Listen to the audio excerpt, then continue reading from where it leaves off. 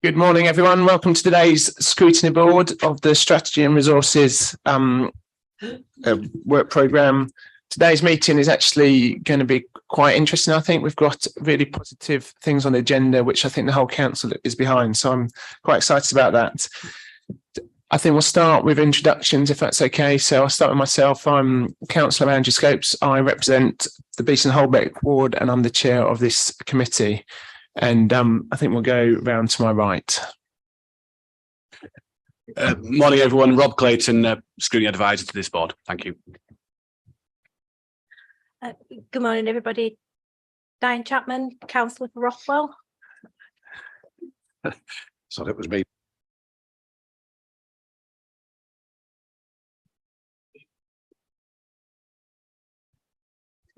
Morning, everybody. Councillor Mary Harland. I represent Kippax and Methley ward, and I am the exec board member for communities, which covers equality. Morning, councillors. I'm John Ibo. I'm head of HR, responsible for our AGI projects. Thank you. Morning, everyone. Vanessa Wenham, Freedom to Speak Up Guardian. Morning, I'm Vic Clark. I'm a project manager in Adults and Health, but I'm here representing Women's Voice Staff Network.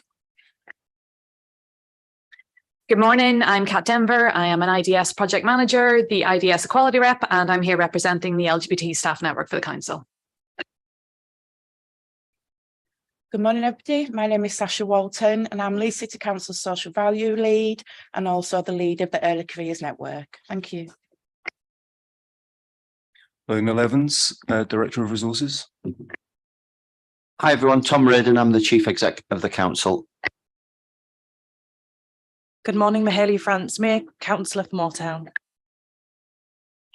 Morning everybody, Councillor Kevin Ritchie, Bramley and Stanley Ward.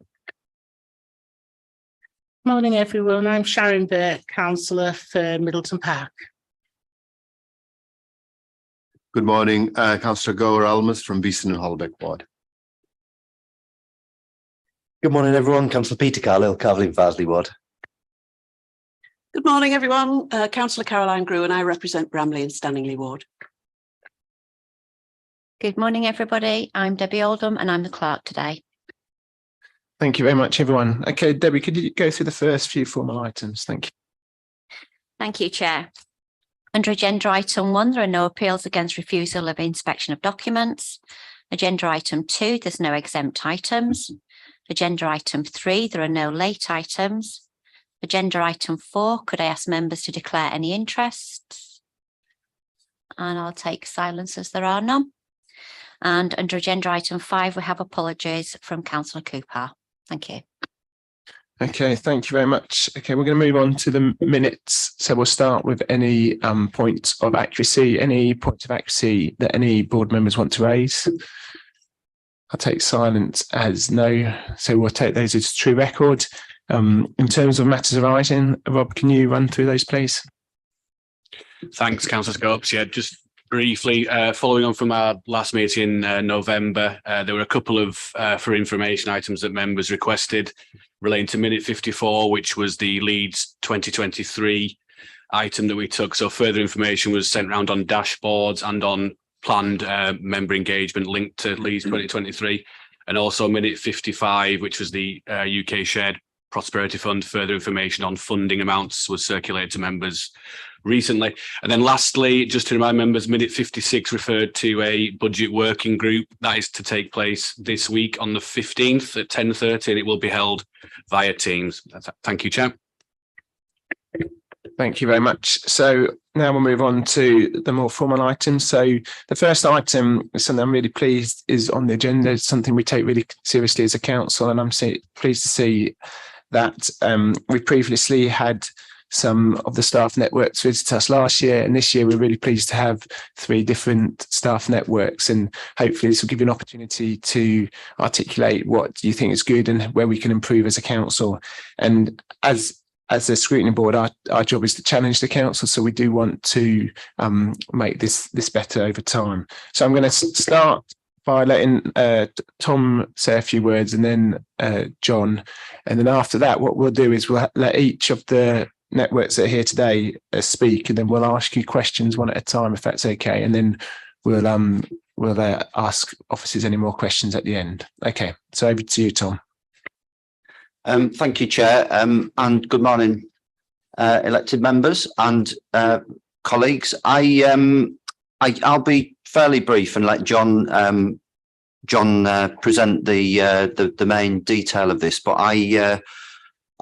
I just wanted to. It's good to be here and to discuss these issues, and I've been sort of committed to, in my own mind, the equality, diversity, inclusion agenda for all my career. I've been very passionate about it. I've tried, when I've been in positions of authority, to make progress on it, and I think we've done that pretty well. It was one of the reasons why I came to Leeds City Council originally, because of the reputation that the council had for it and the city had for it. When we had the pandemic and Black Lives Matter in particular, I think it was a moment for us to reflect and to, reposition ourselves, if you like, on lots of things. But one of the main things that came out of that period for me was hearing more from the lived experience of staff. And I'm afraid for those of us in the positions of authority, that was quite a searing message for us at times, because although we are doing lots and lots of really good things in the council, I think we are committed as a council to this agenda in a very positive way.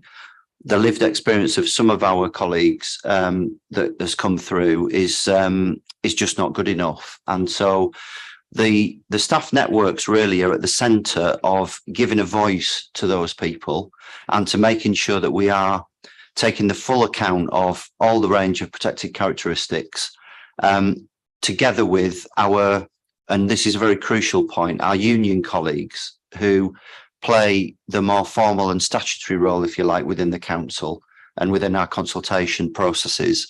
And I see them very much complementary. I think that we all in a way have the same objective, but we all come from very different perspectives. We probably don't agree all the time. They're there to challenge us, and this group of people and those who aren't here have done that really effectively.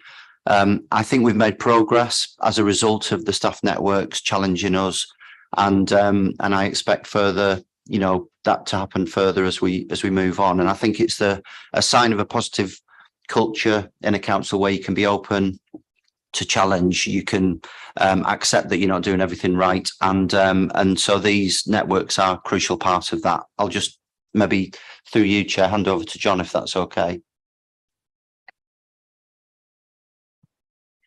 Thank you, Chair, and thank you, Scrutiny Board, for your always active interest in this subject. I think we welcome that. We're nothing if not open and wanting to move forward on this agenda. I would add to what Thomas said by saying three things, I guess, before I start the paper. Clearly, you've got the detail of the paper. I'll talk you through key elements rather than all of it. But I'll start by saying EDI is important. It's something that we must do. So that's a legal context, whether we like it or not, where we serve under the law. The second point is it's good to do, because actually it's good for our organization in terms of how we operate and how efficient we are. The more we do EDI, the better we are efficient as an organization. So there's a real business case to do that. The third point then would be really why I wanted to work on this agenda. Because we want to do it. And that's an important point. That comes down to our values, and our values says that EDI is central to all that we do. So I just want to kind of preface the paper with those 3 points in your mind as I come through. So I said I won't go through all of them, the whole paper, but I'll pick out key elements.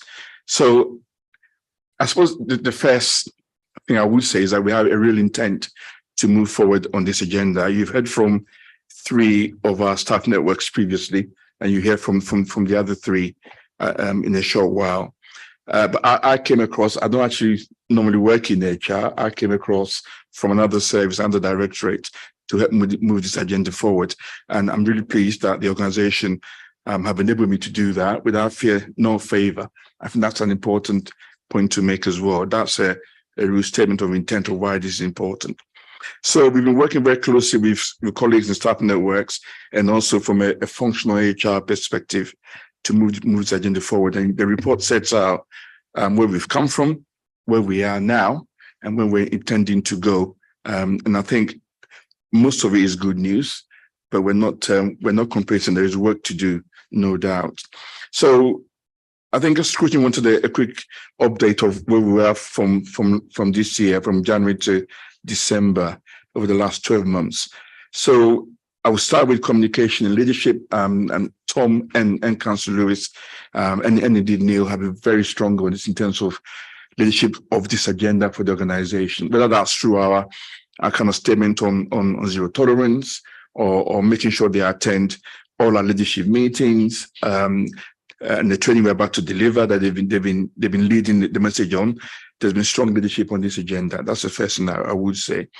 And we recently launched a mandatory EDI training for all of our managers, all 2,200 of them, and indeed the deputy leader, Councillor Cooper, launched that training session literally a few weeks ago, and since then we've already trained up 1,400 plus managers in the first step of that mandatory training. There's still 4 steps to come, so that journey has started in earnest. So that's the first thing I would say. So in terms of our broad vision, I guess, for EDI, again, that's in the paper. EDI occurs, I guess, in 3 areas in the organization. There's the workforce element, which is what I'm responsible for. Then there's a bit around communities and how we face communities on equality, diversity, and inclusion. And the last piece is on service delivery. How do we know, as we deliver our services, that this EDI is central to all that we do? And those 3 things are coming together in a very strong statement as part of our vision for the organization and the city. And you see that vision set out on page 16 of what we want Leeds to be like and what we want our employees to feel. So that's quite clear. So if I move on to what we're responsible for, when I say we, I mean HR specifically, and that's the workforce element. So we've set out a plan around 5 key workforce priorities. Those are very clear in terms of what we're focusing on. They provide us with a framework for action. So all our work so far and continue will be around recruitment and initial welcome, progression of staff, training, which I've mentioned already and what we're doing on that, speaking up and zero tolerance, and then data monitoring. So how do we know we're doing okay? As my dad once said, you know, if we're not keeping score, we're just practicing. So we need to keep score. So that's the framework for what we're trying to do. So what have we actually done on the ground in terms of activity? I'll just give you some examples rather than everything. So on page 18, we set out under each of those 5 themes, the work that's ongoing. Vanessa will speak shortly. So as an example, under zero tolerance, we've appointed Vanessa into the organization as our freedom to speak up guardian. That's a new role, doesn't exist anywhere else in any other local authority. We are the first local authority to be doing that. It's a role that works really well in the NHS and health and social care. And we've taken that model and applied that in the context of Leeds, because it's got to work for us as a city organization. So she's here. I'll let her speak to you about how she's finding her role, how she's embedding what she's trying to do. So that's one example. When I first started back in April, I was told immediately to look at our grievance practice. What does it feel like? What are the outcomes like? Where are we going with it? So we've done that, finished that report, 17 findings in the executive summary that we've presented to the organization, 15 strong recommendations of what we can do better around 4 key areas on accountability, on consistency of approach. I don't remember the other 2 now, on timeliness and behaviors of our managers. So those are 4 themes. And I spoke to a whole range of stakeholders in completing that report. I've had a really strong listening sessions with 157 colleagues. Doesn't sound like a lot in an organization of 14,000, but I can assure you an hour and a half to 2 hours is decent time. So I heard from trade unions, I heard from staff networks, I heard from colleagues who were in the process, I heard from managers, I heard from HR, I hear from my mediation team. I hear from my legal team. Literally anybody that will speak to me on the subject matter. So that report is fairly comprehensive in terms of what we need to do. So we've completed that. So those are just two key examples. I mentioned training already. On recruitment, we formed a task and finish group that I'm leading with about 12 colleagues across the organization, looking at how we recruit with an EDI focus. Right, that's what we're trying to do, and colleagues here are part of that task and finish groups. We're looking at the recruitment journey in its totality, from pre-selection, selection, and post-selection. So how do we advertise our roles? Where do we advertise our roles? How do we interview? What do our panels look like? Are they diverse?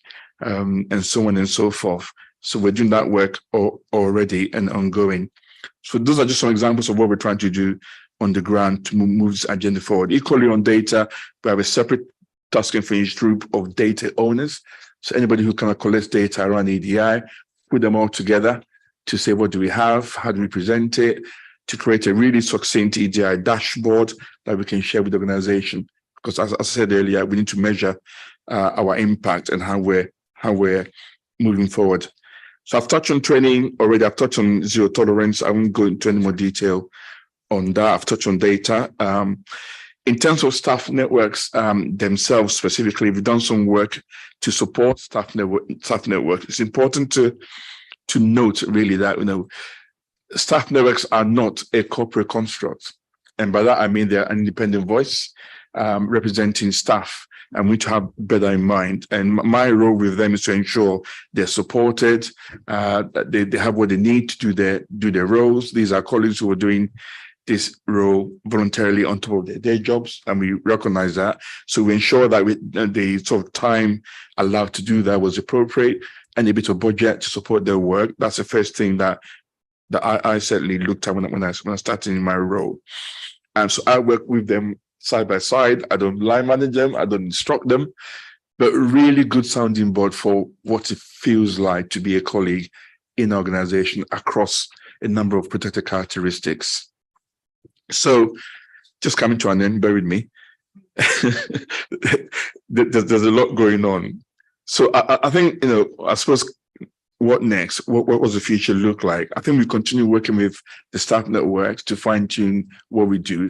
Their input is really important. We're looking to bring forward something in the new year with colleagues in communities around our EDI kind of strategy for the organization as a whole. We're working on that, and we'll bring that forward soon. Working closely with Councillor Harland and the member leads around the members' kind of need around this agenda as well. And I've met with Councillor Ritchie, and we've spoken about disabilities and what do we do better in the organization, and that work is ongoing, Councillor Harland. So I suppose, I would end by saying the future looks bright. We must not take our foot off the pedal. There's a lot of work to do here. We're on a good start. And I've been around from our depots in Northrop Gate to Seacroft to Tom's office at the boardroom, and everybody's saying this work is important. There is a singularity of message on this theme. I've been here since 2006, and I have to say this is the first time where I feel that there's real momentum on this agenda, and then we're heading in the right direction. So I'll leave it at that point and welcome any questions if you have any. Thank you.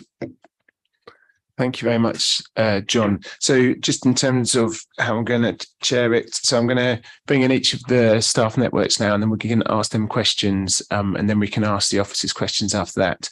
But I think it's really important that we hear from our networks. As John says, they are almost not here as officers, they're here as network leaders rather than in a more voluntary capacity than a formal one. So I'll start with Sasha from Early Years Network, and her report is on Appendix 1 on page 25. Thank you, Sasha. Thank you, Councillor Scoots, and good morning, everybody. And just thank you for the opportunity to come here and talk about early careers, because I think it is one of the really important parts of the council, and really precious to me as well, because I came into the council in an admin role, had quite a difficult time. I felt that, so I want to put kind of that effort and what I felt and learn into the network to help other people in their early careers. So the Early Careers Network, it's a professional network. So it's set up and run for our junior workforce. And we strive to really create an encouragement across our directorates and service areas, where officers and members can really flourish and feel that they can stay at the council and progress and become a really important part of the council. The networks, I don't have a network steering group at the moment. During the pandemic, I lost my steering group. We have some graduates that have moved on to other organisations. So it's just me at the moment, but I am working on that for next year and have a few ideas and people joining the steering group. So it is intended for the junior and younger members of staff, but the more that I'm going out there and speaking to people and putting events on, I am finding that we have an awful lot of people across all ranges that are struggling to progress through the council and kind of find their career. So the membership is open to everybody that works across Leeds City Council, and who they would feel that they benefit from kind of professional network helping them and focusing on parts of progressing your career. The network's not directly accountable to HR, but we do work really closely in partnership with HR and other areas across the council. So we'll go on to some of the kind of outcomes that we've had. So like I said, during the pandemic, the group kind of lost a lot of its members.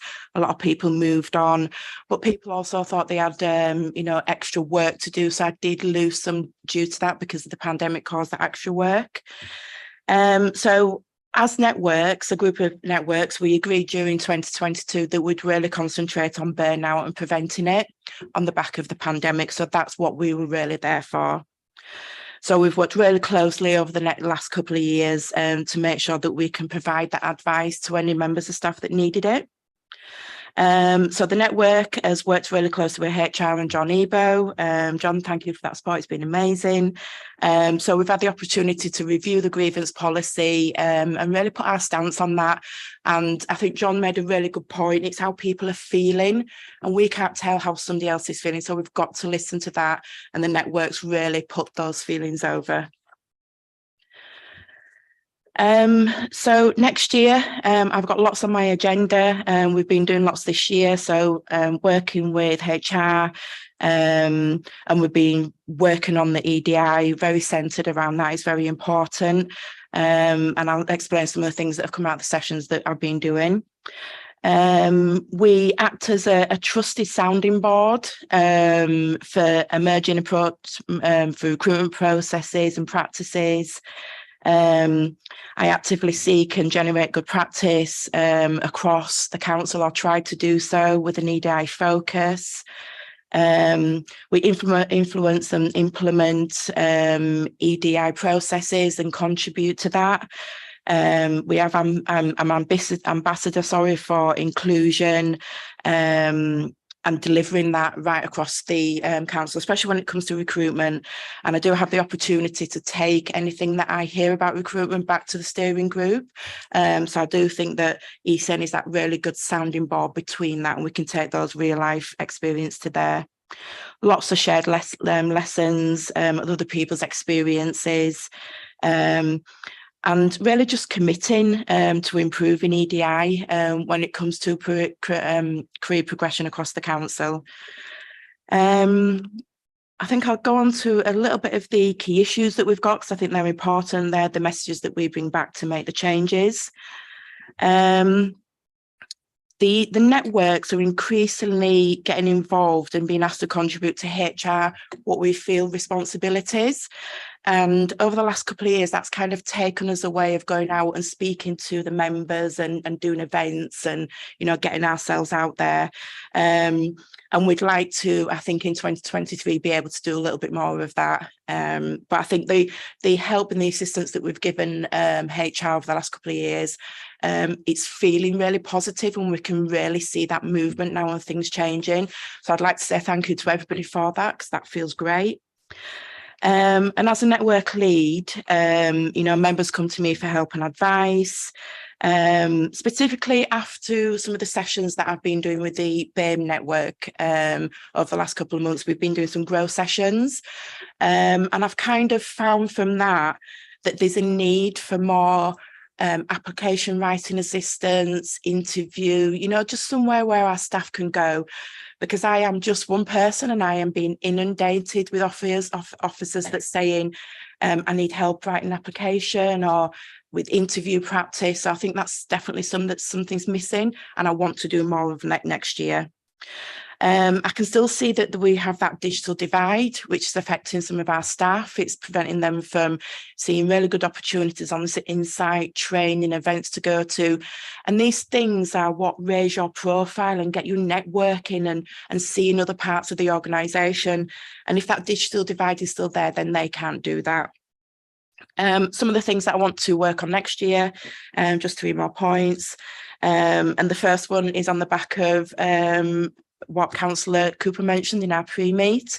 So the members are aware that we've got a lot of admin staff that started during the pandemic, started working from home. So they haven't had the onboarding that I suppose other members of staff have. So that's the first thing that I'm going to look at next year, supporting them. On the back of the sessions that I've been doing, I've seen that there's an increase in migrant community that are feeling that they don't have that support and don't know the direction to go in. So that's my second priority for next year. My third priority is to deliver more career progression events, because I've found out this year that a lot of people are coming to them. I've been putting them on for an hour and a half, and they've been lasting 2.5 hours. So for me, that just shows that there is the need. So we've got them all the way through 2023. But yeah, that's it from me. Thank you very much. Thank you very much, Sasha. I'm going to open up to members to ask questions if we've got any for Sasha. Again, I know I said this to you in the pre-meet, but it's just to say out in the public meeting that sort of helping junior staff has been something we have been focused on as a board when we've talked about the working from home policy and those sort of strategic policies around making sure that onboarding is as good as it can be. I can't see anyone indicating. Oh, I can now. So Councillor Ritchie, I'll start with. Yeah, thanks for your report. What struck me is how much you are taking on personally, and one of your references about burnout, but you still seem to have an active network, people approaching you. Do you need more support to try and get that steering group going? Because we don't want you to suffer burnout, of course. And thanks for your presentation as well, by the way. Yes, I do need help in the short. Rob, I know, has some ideas for me, which is fab. I'm talking to a couple of people over the next couple of weeks who want to join the steering group. So hopefully in January 2023, I will have some help. Any ideas is grateful.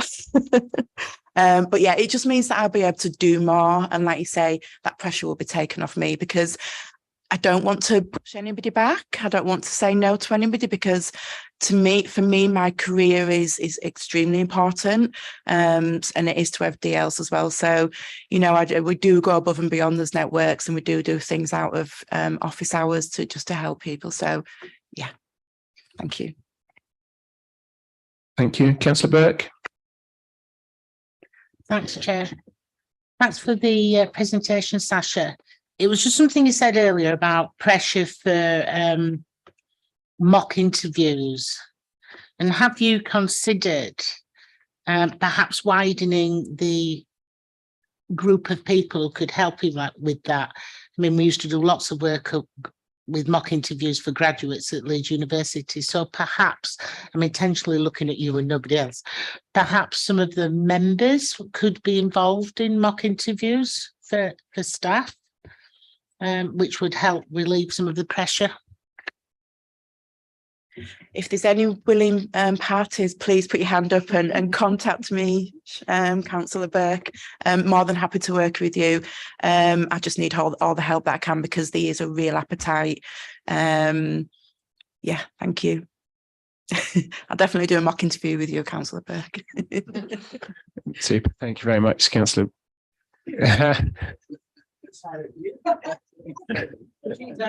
Thanks, Councillor Burke. Okay, I'm going to bring in Councillor Flynn next. Hiya.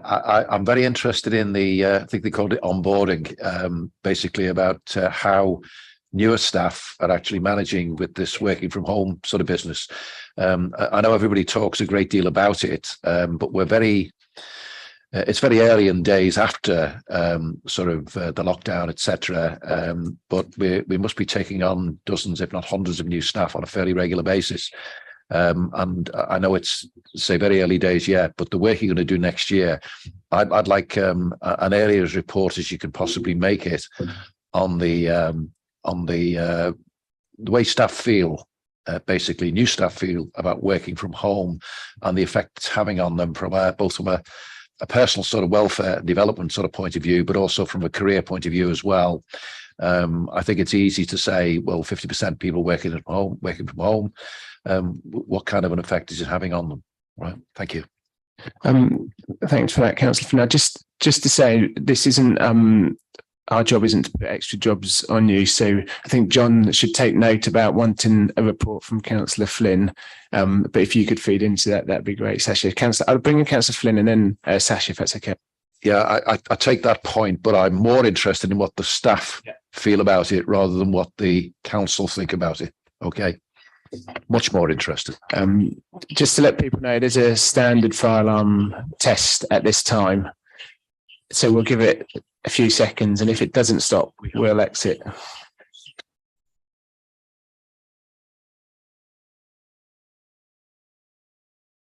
And also I take your point, Councillor Flynn, about wanting the actual staff to use. Okay, Sasha, do you want to comment?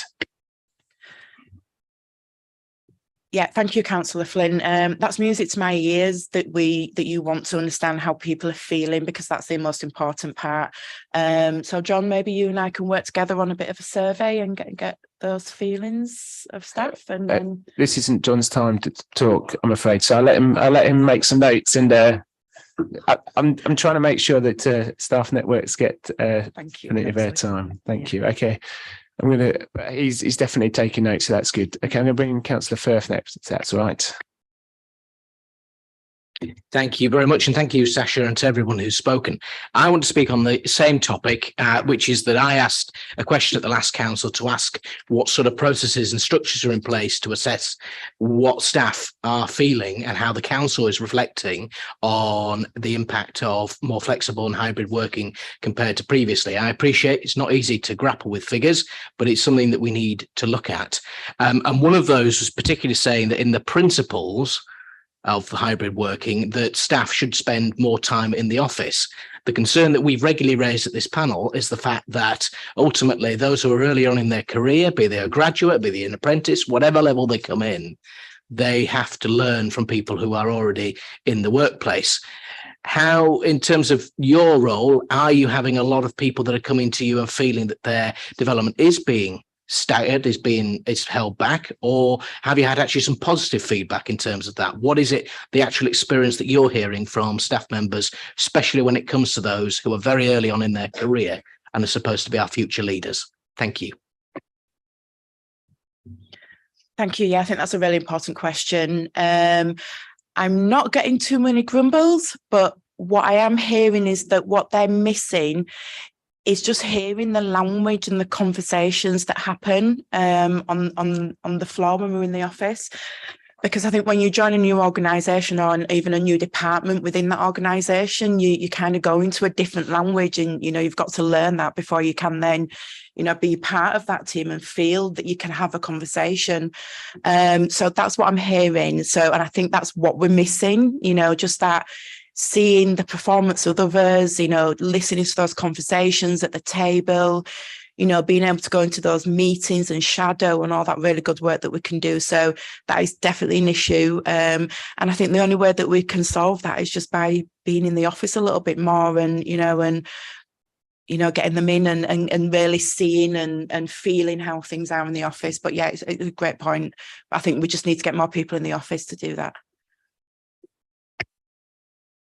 Thank you, Sasha. No, I think the interesting point that we raise, I know that we can't set up a new structure for a new survey that quickly for John, but I appreciate that we're in the situation that the next staff survey is in spring.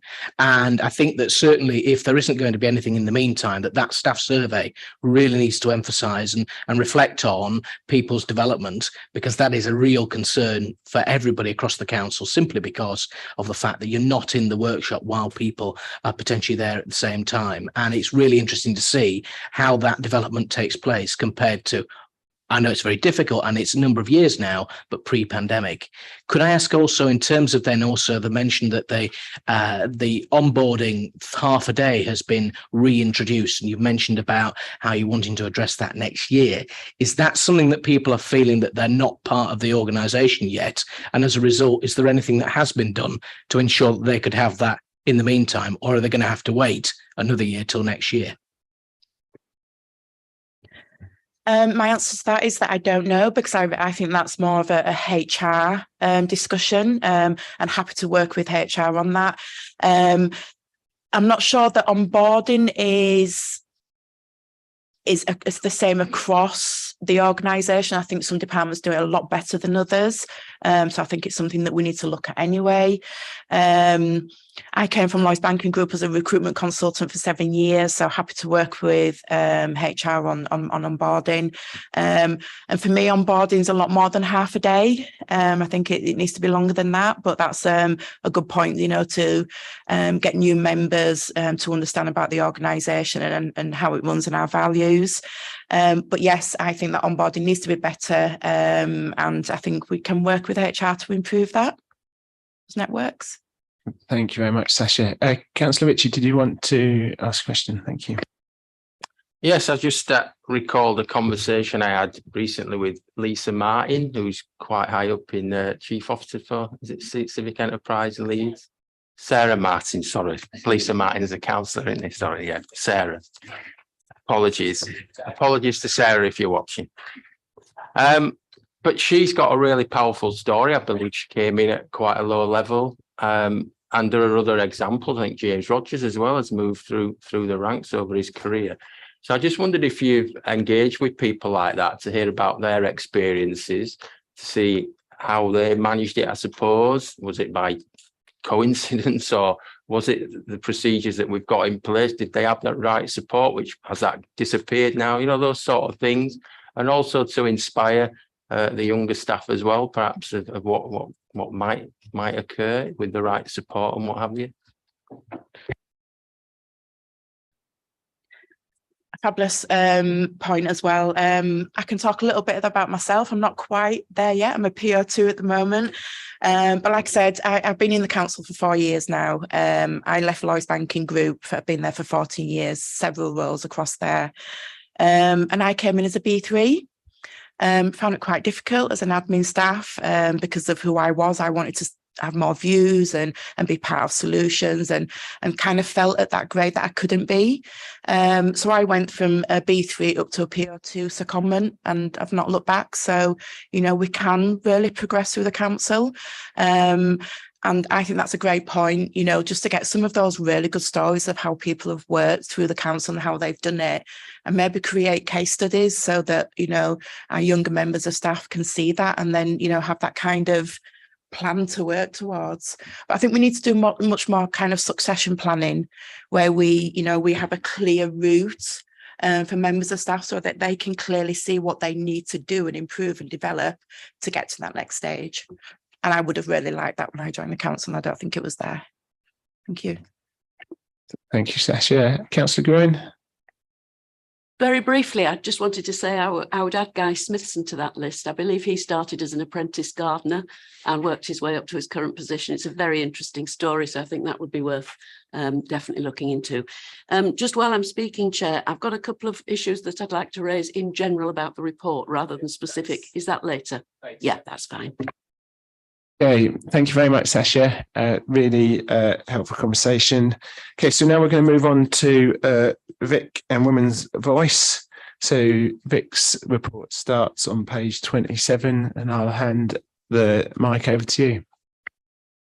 Thank you, Councillor Scopes. So I called my appendix Women's Voice, a brief modern history, and modern because I think a women's staff network has been around for eons in the council in many different guises. But I sort of started back in 2017. I think we'd be here all day if I went right back to the start. But it started with an AGM that was held in 2017. And I think a few of us that went to that AGM realised that we needed to modernise the way the Women's Staff Network worked, that there was a small, close-knit group of women who supported each other, but the methods they used were email. It was quite limiting to who could sort of come and access that network, and we really wanted to change that. So a new chair and steering group was established, and I think it's really important to recognise that steering group, there was somebody representing all directorates, but those women were quite senior in those directorates as well, so had control of budgets in their directorate, could make decisions there and then, and that made a real difference to how we pushed forward quickly with that. And I think it comes back a little bit about what you're saying, that actually it does matter what role you're in sometimes as to how quickly things get done, unfortunately. But from that, we developed a vision and a mission, and we just wanted the council to be a great place for women to work and where the contribution of women was celebrated. And it sort of said there what our mission was, really simple, and we'd use our strength, inclusivity, confidence and collaboration to do that. We developed well, it's called a manifesto. I was really disappointed because we just didn't get one manifesto on there in time. I was like, I've had a great idea, but too late. And we developed 5 pledges, and we developed that manifesto by going out and speaking to women across the council. And we made a real point of going and speaking to women who weren't digitally, I can't say the word, digitally, thank you, connected, often work part-time, were probably in lower graded jobs as well. And we listened to them and said, what is it that you want? And from that, we got our 5 pledges together. And the first one was to grow women's voice. It had to be that we needed to listen to women more. And we had to do that differently. So we tried to choose a social media network that was accessible. And we went with bands because it was free as well, obviously. But people hadn't heard of it. And so we did make a decision throughout that process to move on to Facebook that a lot of people have heard of. And we do now have over 1,000 members on Facebook. We wanted that thoughtful implementation of the work-life balance. We recognised that it was often women that would go part-time to look after children, or needed that time off to take, children, or if they're in a caring role, doing things like that. And we were really involved with HR in developing some policies and procedures around that. We wanted to address gender gaps. And this was I was really shocked. But what we were being told by some women is that there weren't female cut uniforms for them. So they were having to wear jackets that were far too big because they didn't fit, trousers didn't fit around their shape, boots were 2 or 3 sizes too big for them, so their feet were, so we've managed to get female cut uniforms. What we still have some issues around that in terms of they cost more because we don't buy them in as much bulk, but women only get afforded the same amount of money as men do for their uniforms. So you get down a line with something and we celebrate it, and then we need to push further. we were also involved a lot in the menopause development, and we, there was a lot of work done around menopause at the time in terms of setting up menopause cafes. And that was really important for women to be able to get together and share their experiences. So this wasn't about us getting lots of experts in to talk about menopause. It was really about how women could help each other and have those discussions about, have you tried this? This has worked for me.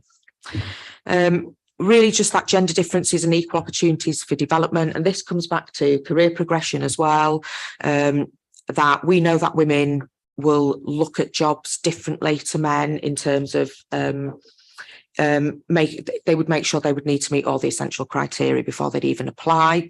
Whereas more often men might look at it and go, well, I've got about half of those, I'll give it a go. So you're already sort of missing out on some skills and development. And then really about challenging behaviours. We knew that there's still poor behaviour in the council in some areas, and that's true across all protected characteristics. But we used the network to be able to support women who'd come to us to access the director and talk to them about the issues that they were raising. So we set off going great guns, I have to say, sort of 2017, 2018, it was then centenary year. There was loads of great celebrations going on right across the council. And we just had a great year of activity. Our areas for action were very similar to the 3 areas that we came up with as staff networks across the board. And I was really keen to be able to bring the staff networks closer together. When I first came into the staff networks, there's some people, the networks were working in isolation, but we were trying to work for similar things. So it's like, we need to just pull this and get us together, which we did do. And then we had the pandemic and lockdown, and that had a real significant impact on women. But again, I think that was quite an invisible impact as well. And I think a lot of that impact, it wasn't picked up across the board. And we were worried, rightly so, about other groups of people. A lot of our staff were those front-facing staff working in care homes, going into people's homes to look after them. We know at the start there wasn't the correct PPE in place for people to go in. We absolutely know that people were frightened about going to do that, and then frightened about going home and giving it to families. On the flip side, we've got a lot of women now working from home who could work from home. And although HR put in what were seemingly helpful flexibilities around the way we could work from home, so evenings, weekends, etc., actually what that did was put huge pressure on women who would have very, very long days where they were getting up before the children were up to work. Then they were looking after the children. They were still having to manage all that and homeschool. And then they were working late into the night as well to deliver on that. And I don't think that was picked up particularly well. And I spoke to very tired and very burnt out women during the pandemic. But on top of that, the issue for our network was keeping in touch. Women like to get together, they like to be together. And that wasn't happening. It sort of made me think about how careers have developed over time as well. Women haven't been that present in the workplace for that long, really. And haven't established those real key connecting networks, I think, like men have done. And I think that really showed during the pandemic. We had some turnover of chairs. Our chair left in 2021. Nobody has stepped up into that role. I have been chair previously. I'm still on the steering group. But there is a sort of clear reluctance, I think, for people to take on that chairship, and it is about time, and it is about, I think people have sort of reassessed what's happening for them during the pandemic and want to commit their time elsewhere. However, having said that, we've got some people interested in being the chair, and we're going to try and bring them on board. We have got a growing number of women interested in becoming ambassadors. And I've just been speaking to a colleague who would really like to take that area forward and pick up with ambassadors. So that's great. We're still struggling to get our members who are steering group members round the table. Vanessa, I know you came to one. We didn't have a lot of attendance at that. And what tends to happen is everybody comes or everybody says yes. And then as we get closer, work becomes priority. And I think that is something around how can we make it important enough that those steering group members can turn around and go, actually, no, this is as important as this piece of work, and can we have the meeting at a different time?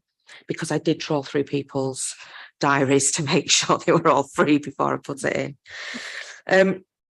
So we are trying to slowly push back to where we were, but there's a big steep curve, I think, to climb again, to bring us back and to get that momentum going. We're looking forward to International Women's Day on the 8th of March.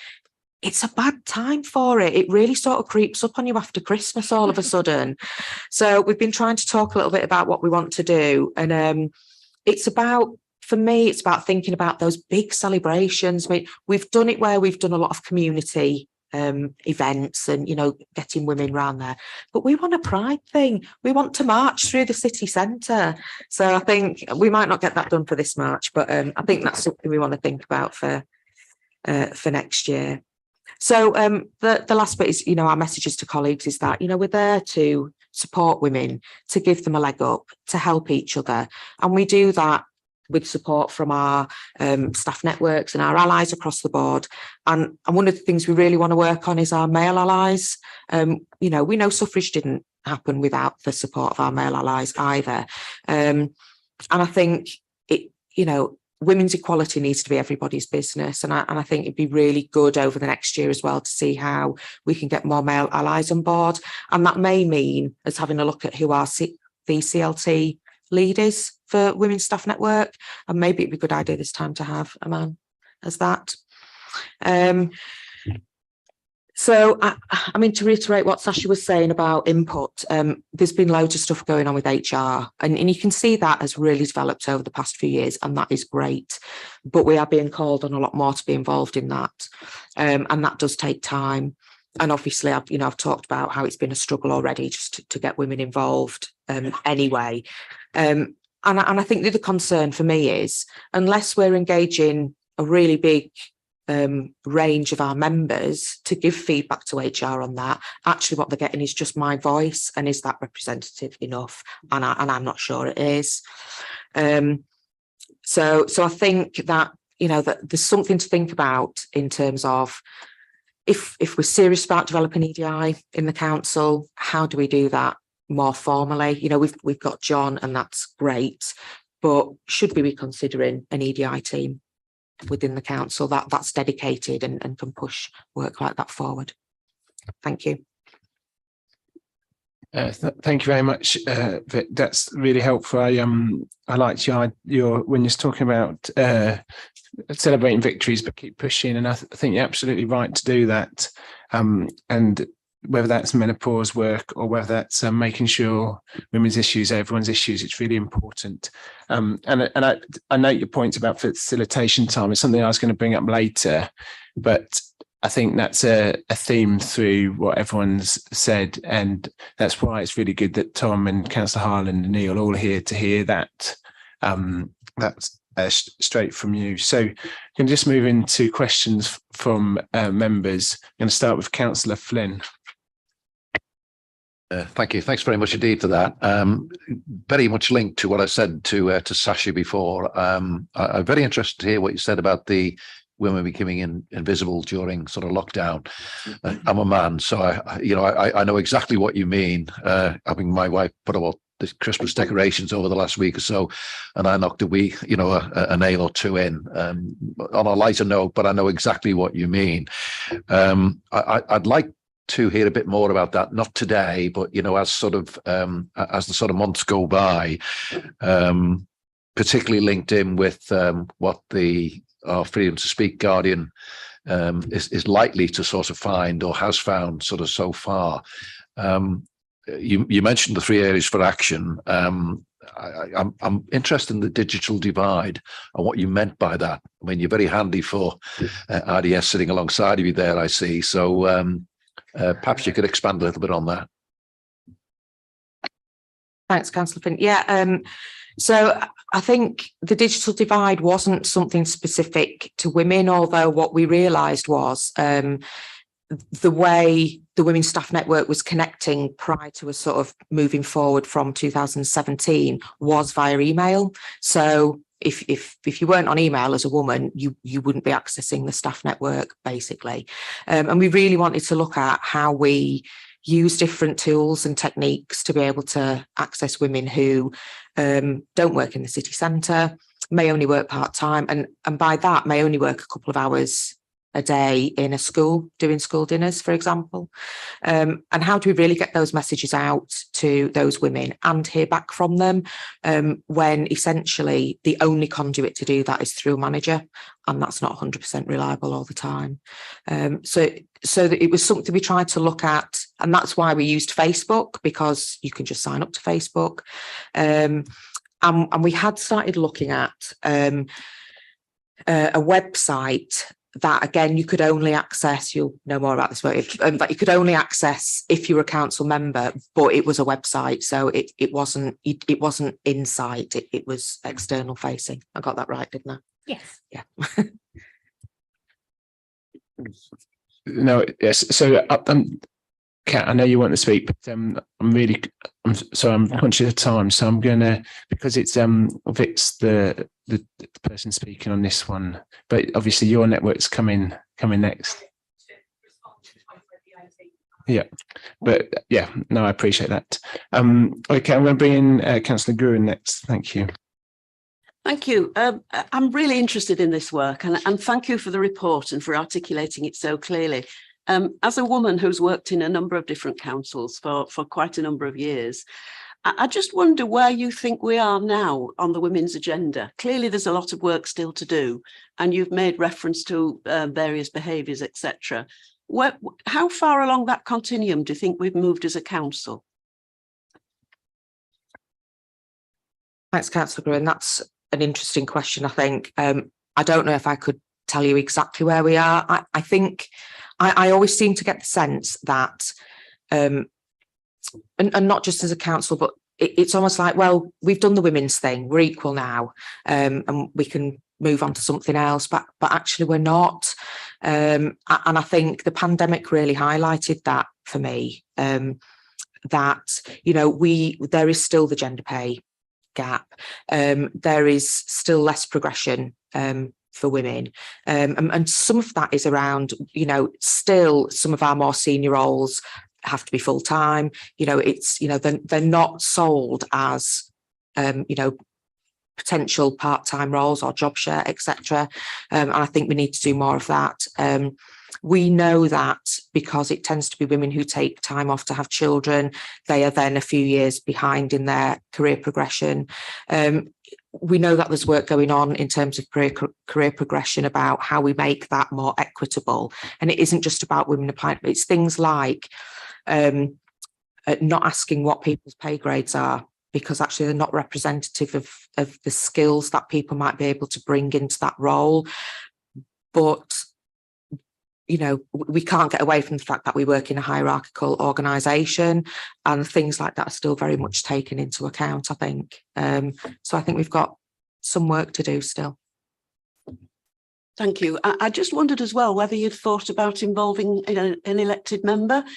We've got a lot of female councillors on all parties who are passionate about this agenda, and would want to champion and support it. I don't know whether you feel that might be worked in somehow to the work stream. Absolutely, we'd love that. And I mean, please come along to the steering group, or we can set something up separately if there's something specific you want to do about that. Councillor Holland. We actually have an equality lead member on the member side. Does she not come to you? Sorry, I knew I'd get that wrong one time. She does come, and she's absolutely on the steering group. But again, it's one of those, if it clashes with business, then that tends to take priority. Okay, I think that's one for Councillor Harlan to take away. Okay, Councillor Cardell. Thanks, Chair. Thanks for that. I find these really interesting, these, because they're the views of staff directly in many ways through yourself. And that was one of the questions I wanted to ask around that prioritization of time. Because you mentioned around, well, is it the time that a specific team needs set up around this? But I think in a way, what the staff networks are working towards is that we have that team, and it is all of the members of staff in the organisation. So I wondered just around that prioritisation of time, while we've got people like Tom and we've got the leader in here, around whether you'd heard from members around what members of the steering group around what it is that would help them be able to prioritise that time. Because we've all done that thing where we're focusing on the report we need to write for Monday rather than the most important thing that probably affects the rest of our life, you could say, in many ways. But what do you think the barriers are to people being to have that time to say, yes, this is the most important thing that I've got to do today, and that's why I'm going to the steering group, or that's why I'm going to do the work that focuses on this agenda? Because I know that is, from knowing Tom and the leaders' views on this, I know that is what they would want staff to be focusing on, and to know that was their most important thing.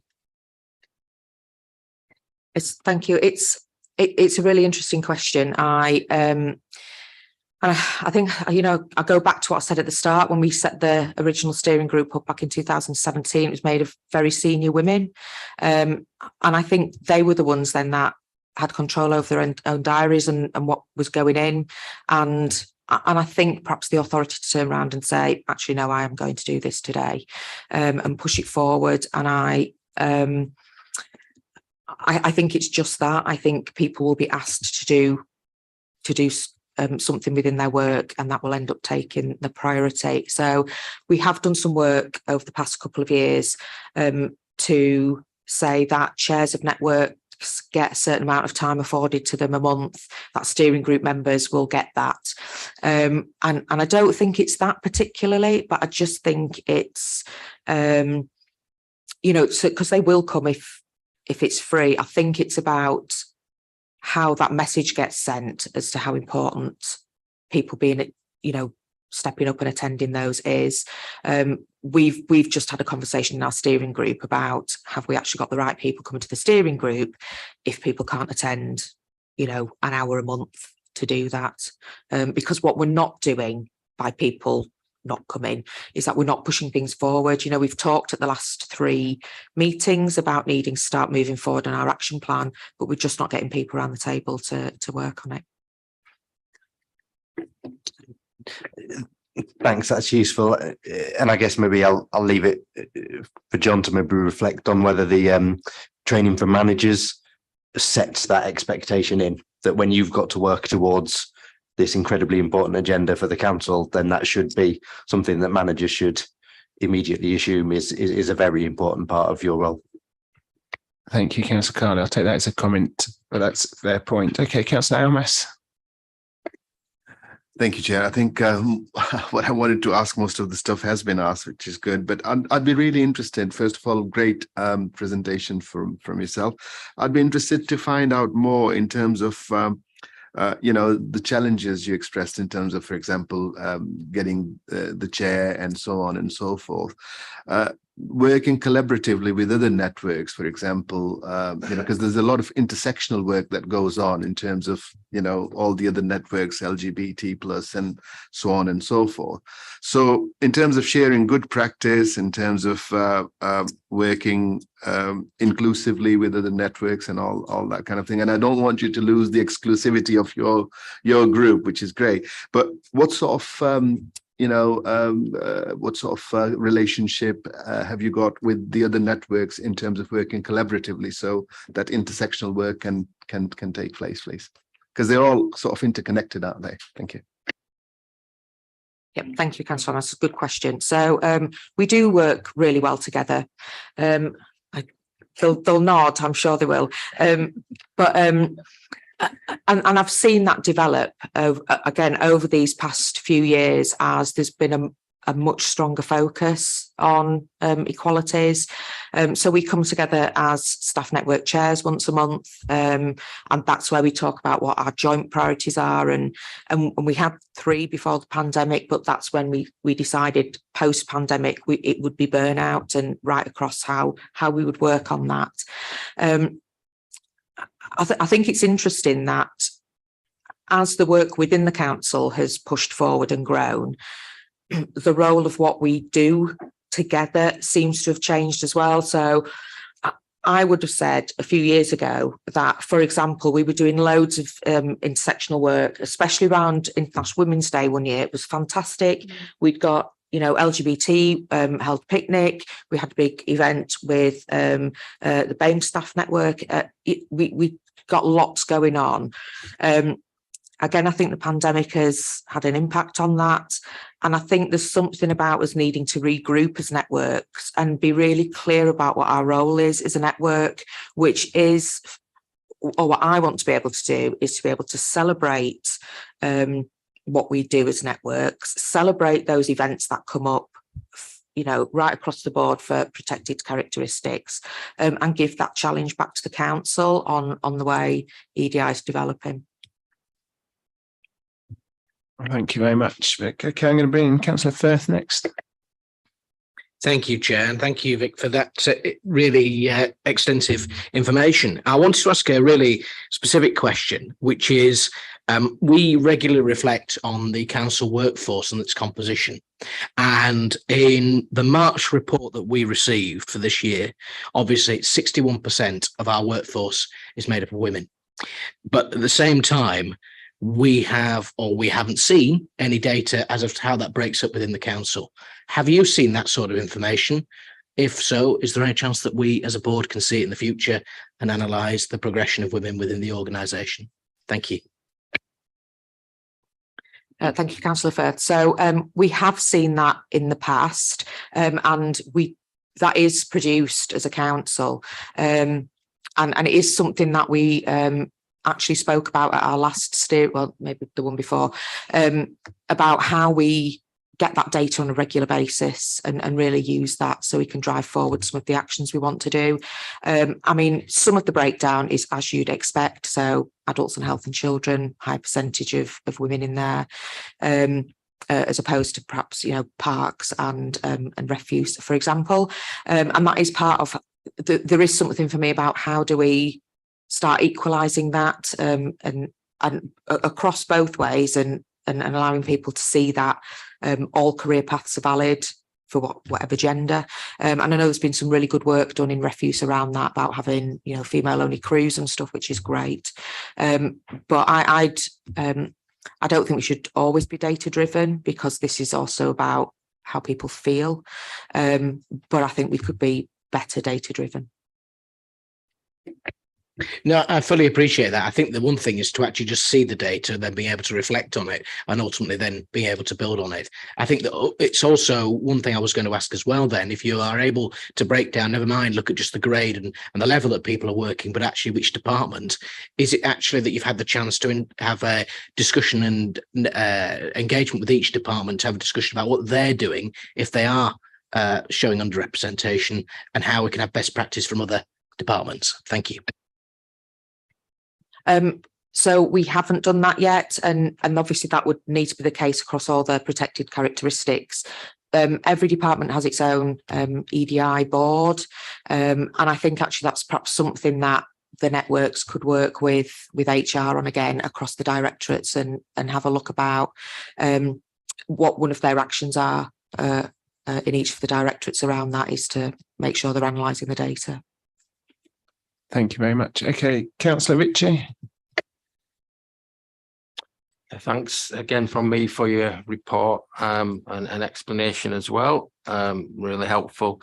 My question, and you have already touched on this, but it's about ensuring all voices are heard throughout the organisation.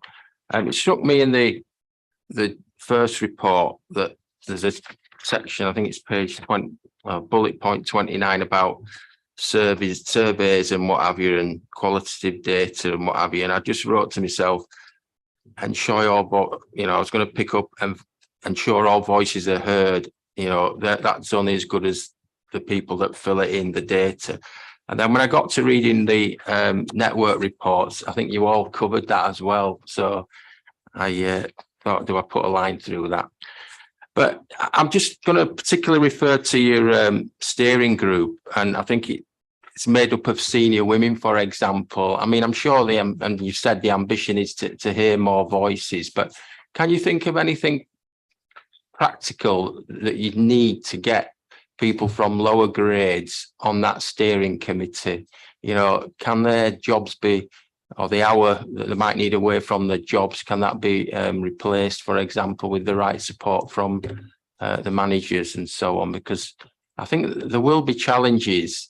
I know from my constituents, people on low pay, for example, have, you know, another set of challenges that people on higher grades wouldn't necessarily have.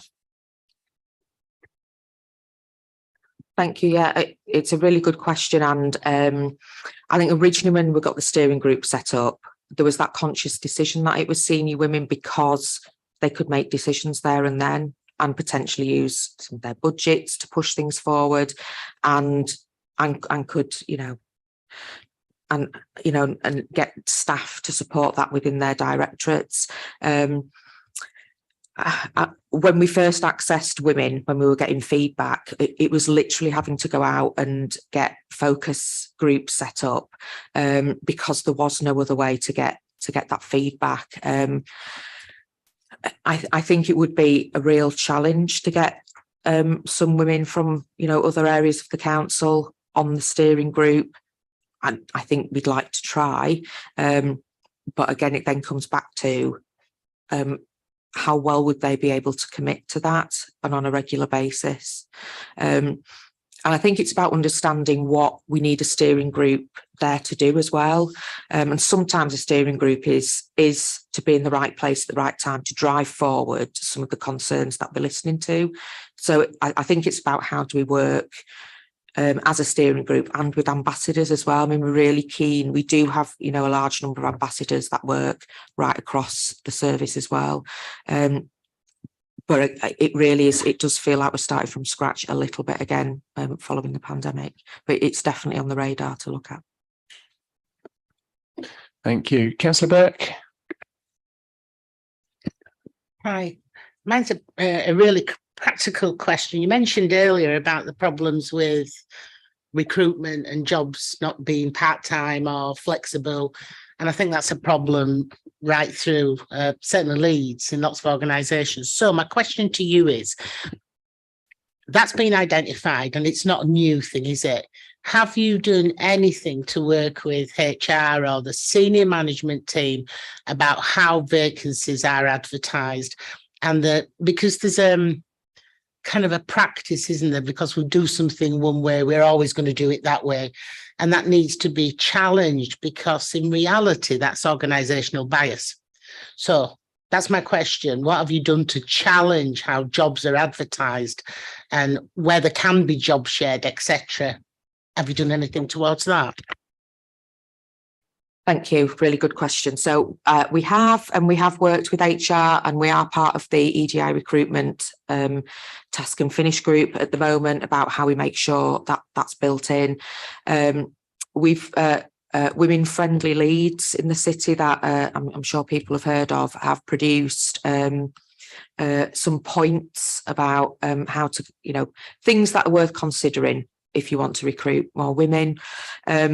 I do know that some of the services that I've worked with in my role as project manager have tried different things. So rather than it just being advertised on the website, things have been put out in local communities. Yes, we've talked about how difficult it is to fill in, reams and reams of information about yourself. When we're trying to recruit women to work in the care sector, for example, they could be a bit older, just trying to recollect the jobs you might have had since you were 16 and leaving school is crackers, I think. So there's ways around that. And I know there's been other things that have happened right across the council in terms of recruitment fairs that have gone on and people being able to have those really informal conversations about what that job might entail and just making it much easier for that recruitment process. I think it's a work in progress. I'm sure John would agree. But I think we do need to think about how we build all sorts of different techniques in, you know, that kind of 3-panel sat behind a desk firing questions at somebody interview. It's sort of quite old fashioned now. We still do it though. There's lots of evidence coming out that, you know, a one-on-one conversation gets a much better result in terms of people being recruited and a wider range of how you assess people's skills. So I think that there's lots of work to do on that. Thank you. Just a suggestion really, because the work you're doing on recruitment for women, I think, and I'm sure my colleague, Councillor Richard, will agree, affects people with disabilities because they're disproportionately disadvantaged as well. And an observation, I would always lobby against one-on-one interviews because it introduces the possibility for real bias, doesn't it? So I don't like somebody who walks in the room, you're not going to get the job, unquote. So I think with a panel or more than one people, you do introduce that level that people can discuss and debate, and any discriminatory practice can be challenged there and then. But yeah, thank you for that. Thank you very much, Councillor Burke. Okay. Thank you very much for that as well, Vic. I really appreciated having your voice here and listening to you. It's been really important for us, and that's really good. So I'm going to move on to Kat now. Your report starts on page 31 of the main pack. Thank you. Yes, good morning, everyone. I was obviously in fine fettle whenever I wrote this report because I've obviously been quite challenging, as I think most people who meet me think exactly that. So I sort of had set out sort of some organisational context regarding it. I appreciate that the LGBT agenda in general is very highly publicised, very heavily politicised. But I thought what was really important to me was some of the centralisation of the very staff-centric numbers of that, which is we don't have a great amount of staff that are out in the workplace, and our network is open to LGBT people and allies. We don't ask those questions because we just don't really think it's not important to me, realistically.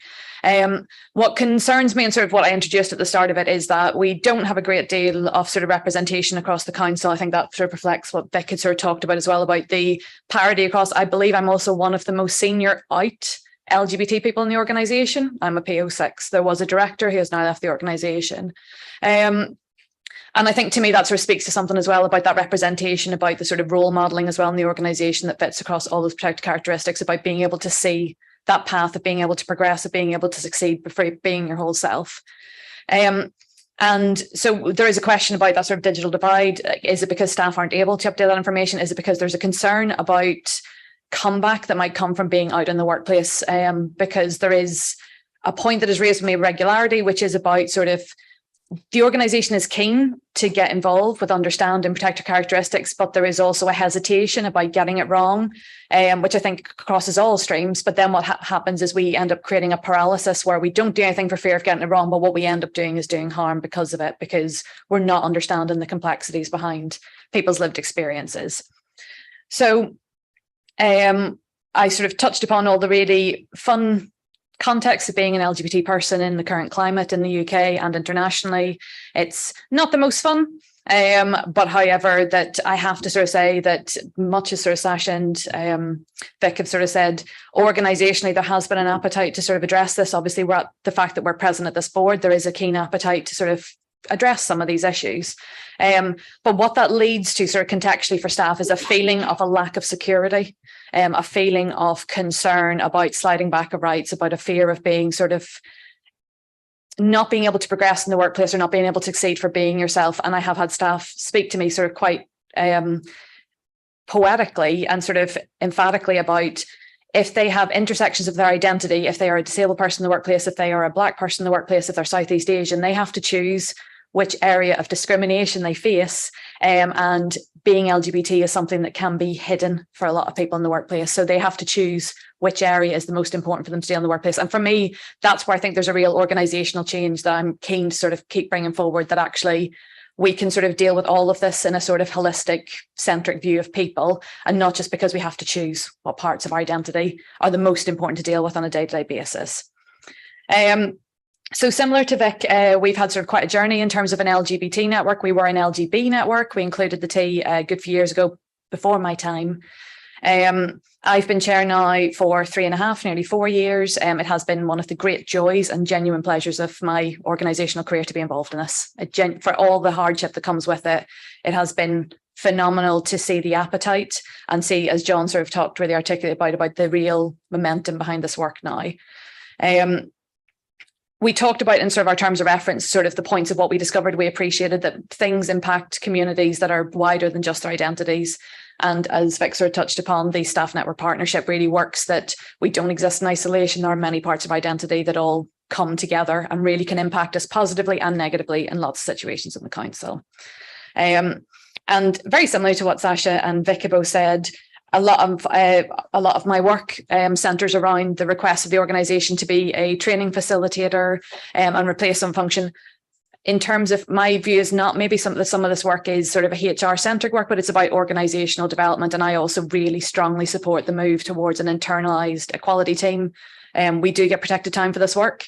And I quantified 1 year my work for it. So I'm entitled to a day a week, and I was taking generally a day to 1/2 to 2 days a week sometimes. And I was doing that in out of hours alongside my day job. My job does not stop because I get protected time. It just means that I sometimes work 6 days a week instead.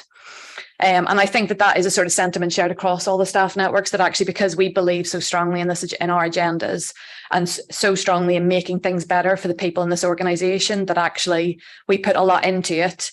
But there is also a glass ceiling sometimes we can come against because we're the voice of the staff, but we also don't have some of that organisational swell behind us in order to sort of drive forward and make commitments and to drive forward organisational change. And I think that John has done an absolutely exceptional job in really sort of trying to centralise that and look at bringing that forward. But I think that there are single points of contact in the organisation, and that lack of joined upness in terms of people to go to, you know, routes of sort of organisational direction. Because what we find with staff is that the staff networks are not just for staff anymore. We're involved in service delivery. We're involved in communities and culture. We're involved in the entirety of what the council does. And actually, we would like to move back to being staff centric, but we are emphatically all stepping up to support the organisation because we believe in the work that we need to do as a council.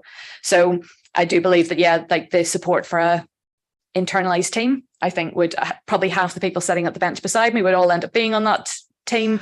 But, you know, we all believe strongly in that. We function as a, you know, and all the networks function as a critical friend. Sort of Tom touched upon that as well, not sort of in the way that unions do, but in challenging where we see wrong. I'm sure there are perhaps dartboards in the organisation when my picture is up because of the challenges we bring forward, but that is the sort of point of what we do, is to highlight where those lived experiences where staff are experiencing those poor things, and they do experience it. There are, for all that I hear, I'm aware that there is a layer of people who do not speak to me about the experiences they have in the workplace. And that's what really concerns me about the work, is those hidden voices across all characteristics, not just LGBT. And the work that we do predominantly is, yes, we focus with staff support, but also, as I said, in terms of the work that I get asked to, I have the pleasure of reverse mentoring Tom to talk about this sort of agenda. Well, not if he feels the same way, sometimes could be different, but yes, that is it's a joy and a pleasure, isn't it? However, what we sort of found from that was a really interesting sort of like organisational swell towards the concept of reverse mentoring starting in an IT sphere. But actually, from an equality perspective, it's really beneficial to help bring that voice of lived experience into the room.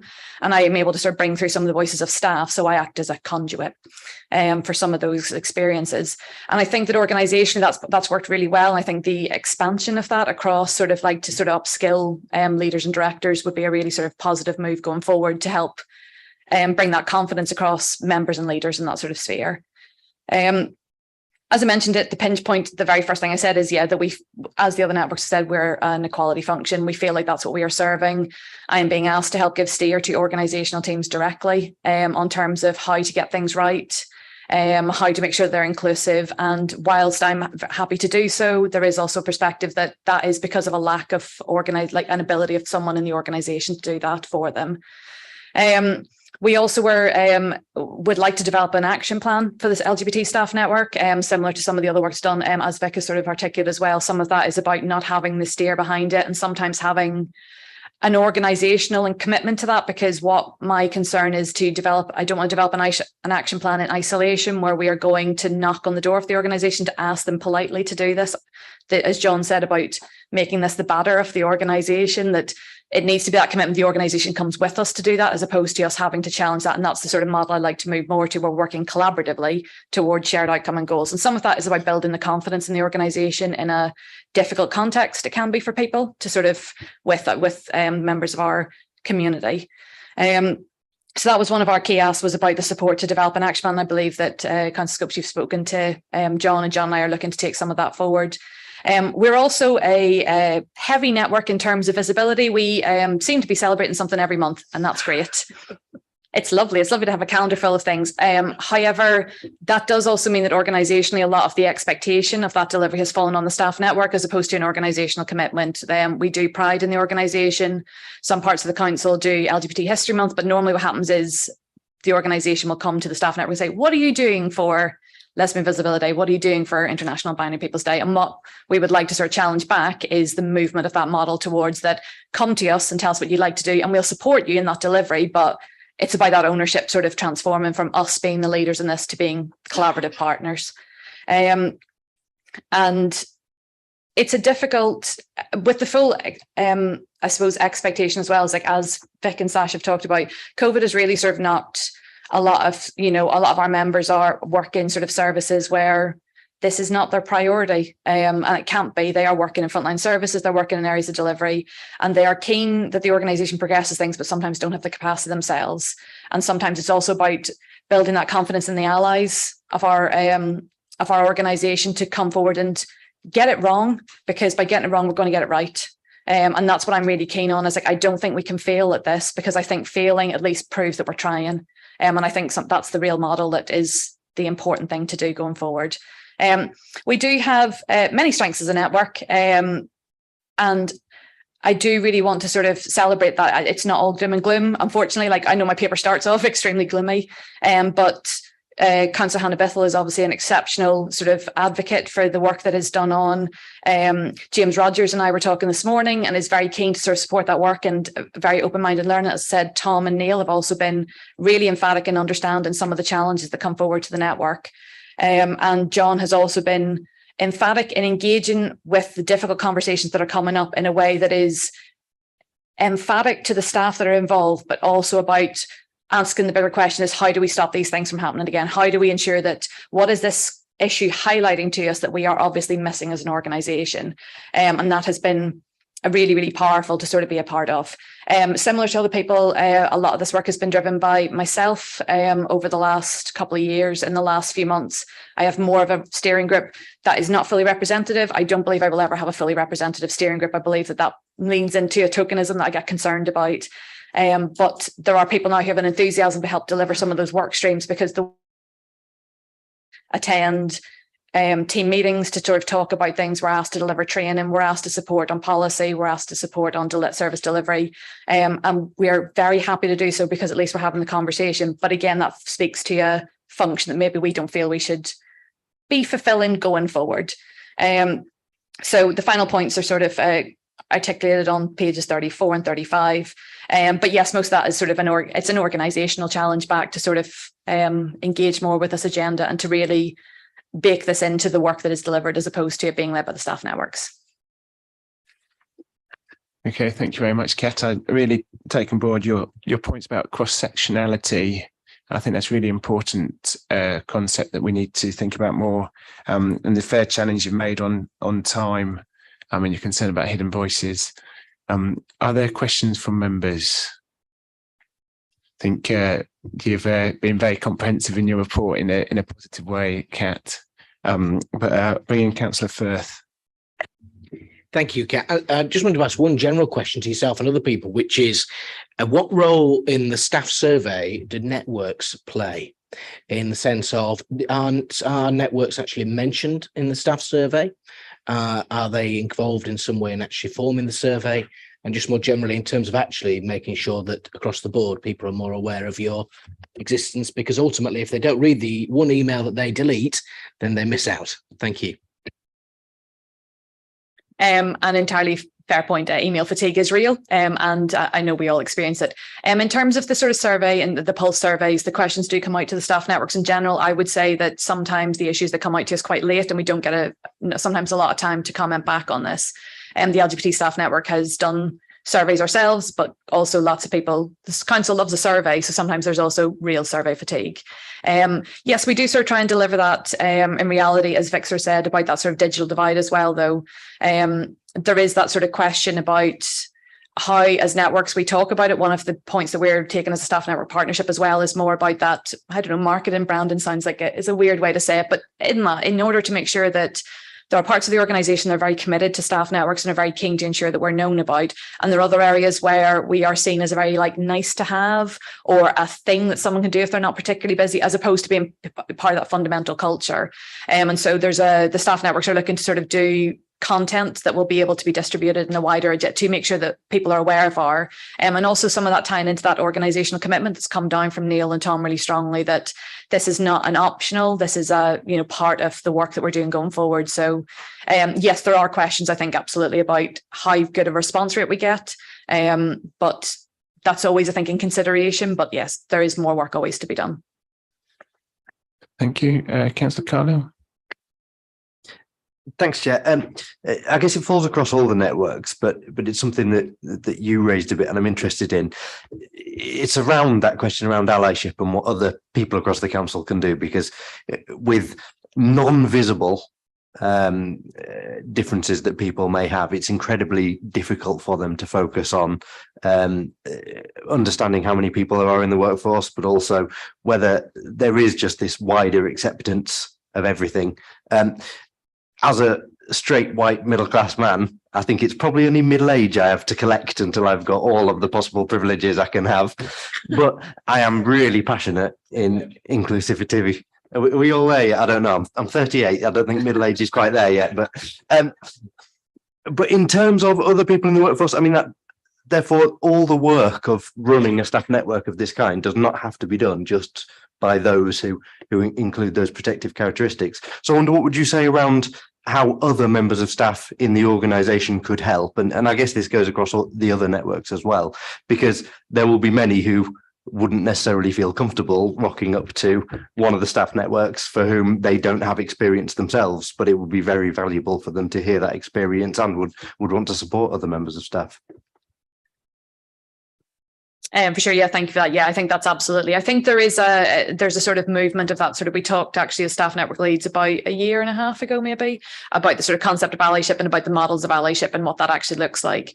In terms of sort of my own network, things that we've sort of done is we've provided people with some of those sort of concepts of allyship for particularly like trans and non-binary staff. We've talked about the concept of introducing yourself with your pronouns in a meeting, about having them in your email, and about what that means, because it doesn't just actually centralize on trans and non-binary experiences. It also speaks to people from diverse cultural backgrounds, because inherently we are drawn to gendering names and identities, and actually we work with people and we might not know.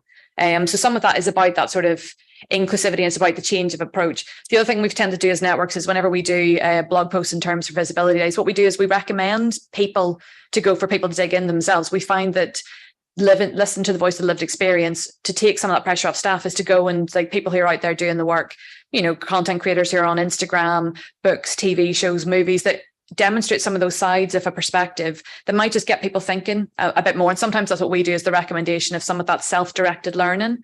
But also some of that is also for us to do in terms of, I suppose, being clear, not in a challenging way, but in a way that sort of brings people along the journey with it, is that some of this is uncomfortable work. Some of this confronts things that we all learn. I'm the chair of an LGBT staff network. I get it wrong with my network.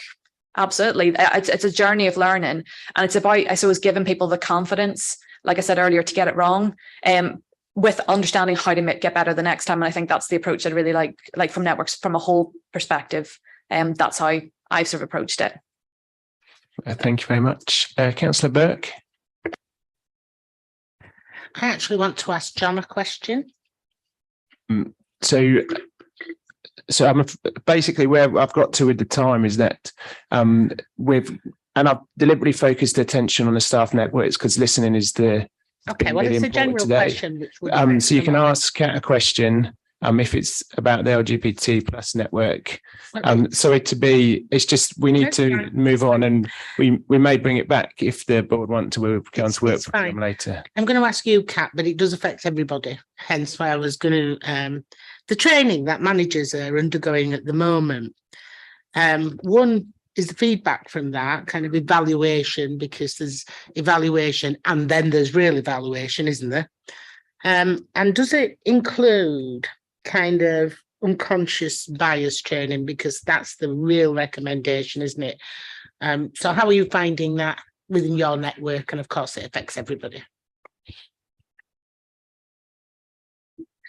So I'm going to channel John's membrane for this for it. So John has sort of spoken to us very clearly. The networks have been quite challenging in terms of the sort of the model of delivery for this going forward, to make sure that it is how we really sort of look at that and how we can make sure that some of that training is measured, and actually that it's not someone sits for 2 hours twiddling their thumbs and goes, check, I've done it, I'm now fully equal. Unconscious bias training is available to all managers. It is a recommendation. I believe it's now becoming mandatory, or it was being considered by being mandatory. So particularly for recruiting managers, that was a mandatory ask. Again, some of that is about the messaging that comes out alongside that. With the sort of the feedback from it, some of that is also going to be anecdotal. I think there will be sort of the feedback that comes through the channels, that through John's recommendations and the work that happens, but the other one will come through from what staff are feeling. Do staff feel like they're starting to be involved in those conversations? And also I think what will happen is staff will get asked a lot of questions now about it from managers being keen to be inclusive, but also possibly exhausting their staff, being keen to understand more. So I think there will be a sort of momentum slide as we try to come back and forward and balance that. The last, if it's quick, the last question is around cultural difference, because we're all aware that different cultures have different views towards LGBT. So how are you challenging that? Because it's really important that we do challenge that, isn't it? So yeah, I was expecting some sort of question on this. I would have been surprised if I wasn't. I think that what this comes down to is the ability to have conversations which at the heart of them keep the dignity of a person centralized to it. I think it's the recognition that people can hold, I suppose within a workplace context, is like the people can hold personal views that might be contrary to our council values, as long as that doesn't impact in the way they work with other staff or the way they deliver their services. In terms of sort of the wider, slightly amorphous challenge that comes around it, some of that is about the recognition that yes, there are cultural differences. There are things that happen across all protected characteristics that cross over into culture areas that cause complexity. What that sort of is about the ensuring that we don't lose focus. I don't like using the big stick of the law. Like, I think that whenever we get to that, really, we're sort of failing if we have to go actually just listen to the law on this. I think what it is about demystifying some of the debate that comes around some of these things, but also allowing staff to have a perspective that allows them to have an open and transparent conversation, but not harmful. And I think about recognizing that experiences are valid and subjective. And it's difficult work. I'm not pretending that, this is going to be something we're going to like nail this on in 6 months. I think that it's a journey of learning. We have to create those places of people being able to have those conversations and to go, well, in my culture, this isn't, or well, whenever I grew up, that this is the way that I viewed things. And that's about all of us having a change mindset, and about just, we can have those views that are conflicting sometimes, but it's about the respect at the end of the day of it. So that's my sort of central approach to the work. Well, thank you very much, Kat. So I'm afraid I know members will want to talk about this further. I'm going to close this item because of time, but and we can talk about work programme again later. But I'd just really like to thank particularly Councillor Harlan, John, Tom and Neil for coming and listening with us. But even more special thanks to obviously our staff networks who've come today to speak to us. Everything you've said today will be minuted, and so it will be on the public record. So even so that's definitely will be heard. I know I haven't given them a chance to respond in the moment. Hopefully understand the time issue, but I'm sure John will be on it and will respond, I guess, both to the board and also to you as staff networks, if that's okay. And yes, so massive thank you for time and taking the time to think about this. So you've talked about your time challenges, but you've taken this morning out of your time to come and speak to us, and obviously you've done more homework in the background for the reports in the paper, so that's really appreciated. So thank you very much. So now we're going to have a little bit of a move around. I'm afraid everyone who's watching at home, I'd like to welcome in particular the three of my fellow scrutiny chairs who've come to this next item, which is on devolution.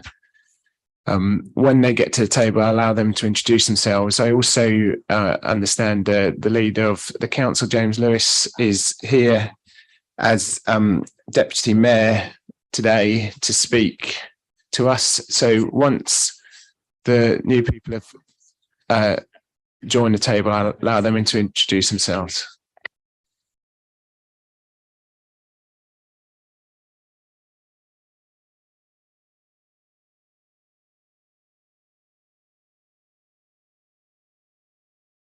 Okay, so we're back. Okay, we'll start with Councillor Trustwell and move down for the people who just on the table. Thank you.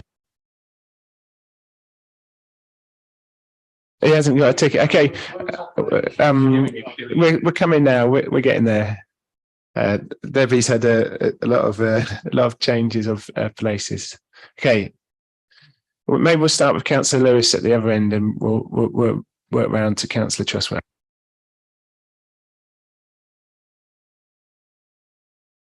Hi, I'm not a council officer. I'm James Lewis, leader of the council. Good morning, I'm Ben Still. I'm Chief Executive of West Yorkshire Combined Authority. Hi, I'm Martin Farrington. I'm the Director of City Development at the Council. I am Councillor Barry Anderson. I chair the Environment, Housing and Community Scrutiny Board. Good morning, everyone. Councillor Abigail Marshall-Cutting is my name, and I chair the Scrutiny Board for Adults, Health and Active Lifestyle. Good morning, everyone. I'm Councillor Paul Trustwell. I chair the Infrastructure Investment and Inclusive Growth Scrutiny Board and represent Middleton and Belle Isle. Thank you very much. The reason the scrutiny chairs have also come to listen to the debate today is because devolution obviously has a huge cross section across all aspects of the council. So my understanding is Martin wants to start by introducing the paper. Just as I usually say, assume we've all read the report, but if there's anything in particular you want to draw out, please feel free to. Yeah, thank you, Chair. I mean, the report in front of you gives an overview of the devolution position, which was announced in the budget on the 11th of March 2020, with the final consenting order being granted in January 2021. As a devolution deal, it locked more than 1.8 billion in funding over the next 30 years. This includes 38 million a year, which is not inflation linked, of gain share funding, which is split 25% capital and 75% revenue. The council, so the combined authority also took a decision to take on additional non-transport borrowing powers through separate legislation. And in December 2021, the government informed the combined authority of its intention to lay a draft order in Parliament on this matter in January 2022.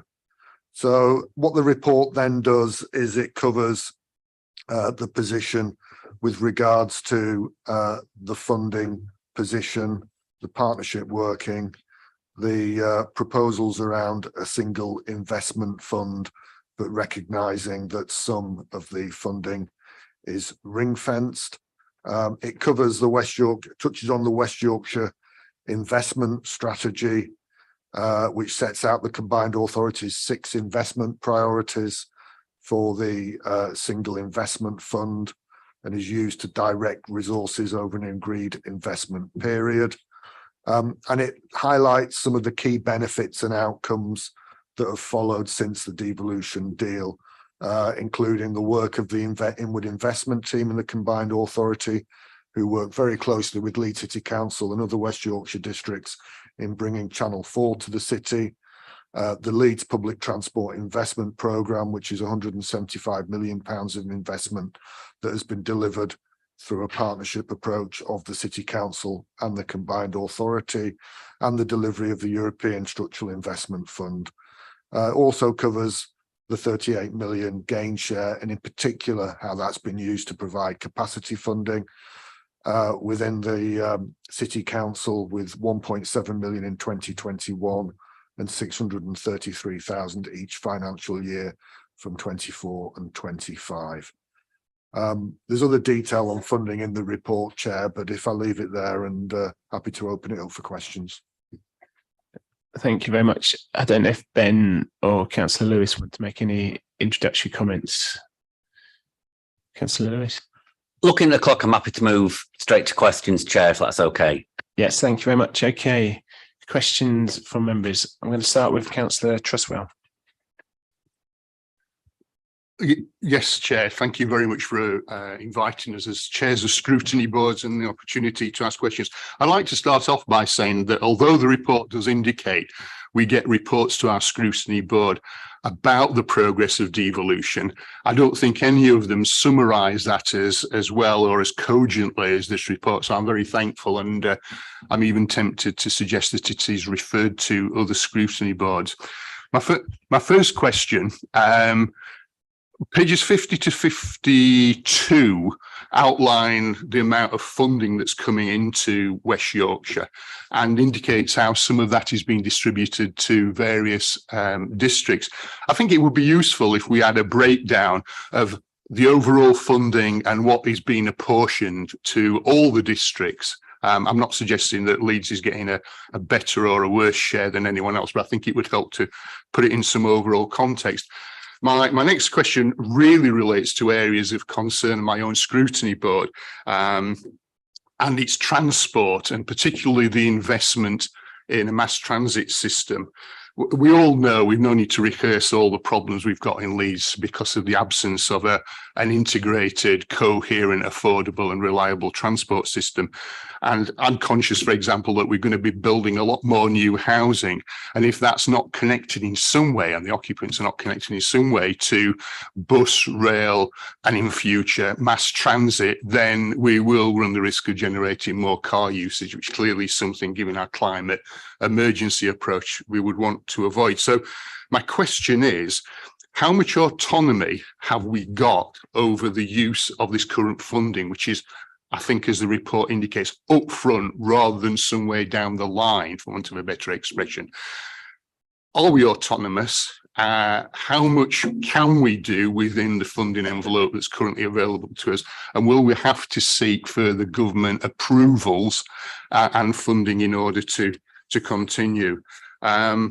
My next question, again, is another one that exercises my scrutiny board, and it relates to affordable housing. And I note in page 52, paragraph 39, that there is reference to resources that have been made available. I suppose my question is there. We clearly do need more affordable housing in the city. We're just about meeting our in-year target for affordable housing, but we're not making any real inroads into the historic backlog of affordable housing targets. So I suppose my question is the amount of affordable housing, which equates to just over a quarter of the amount of housing that's being built, the best we can do with that funding? And I've been a bit naughty. My final very brief question is, I'm conscious that at least one mayoral authority has assumed responsibility for NHS services. And while I can see some of the potential advantages and benefits of that, I'm sure we need to be very careful about assuming responsibility and blame for an NHS, which is obviously in such a parlous state.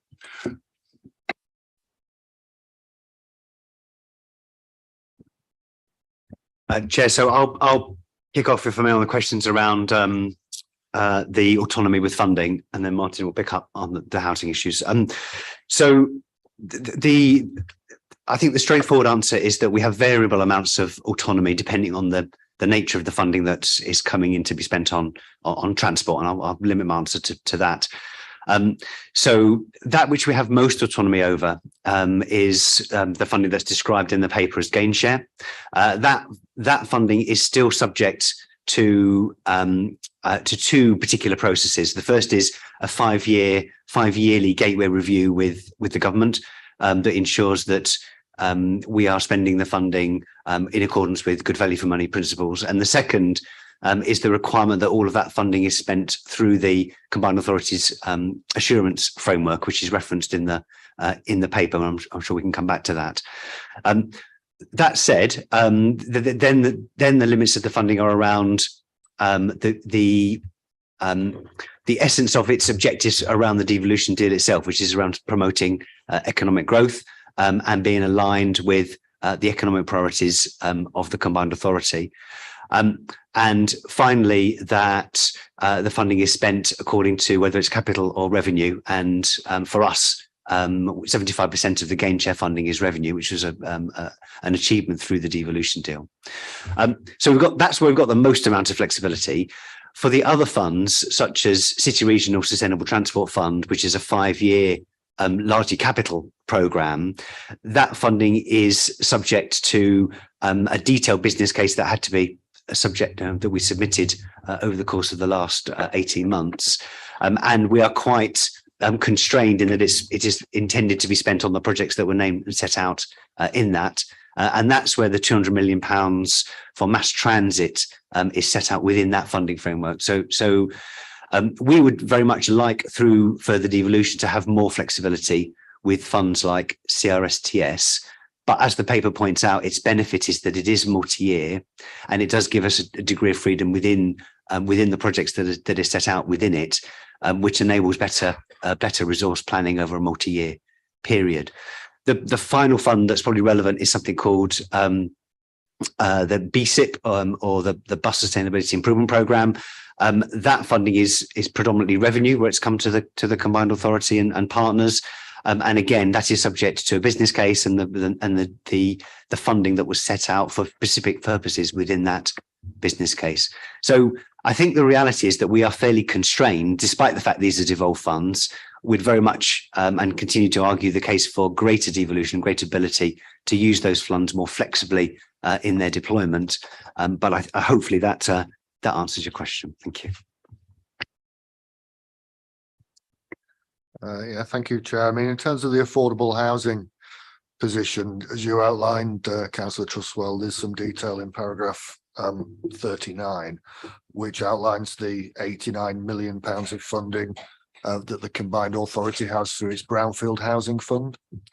In terms of the numbers presented, broadly, Leeds is in the process of securing about 42 million of that to date, which is ahead of pro rata. If you said Leeds was about 35% per capita, we're actually doing better than per capita in securing those monies. And certainly in terms of the Leeds position, where last year, as you know, we delivered 595 affordable houses, which is above, as you say, the in-year need, but not the total need of about 1,200 new houses.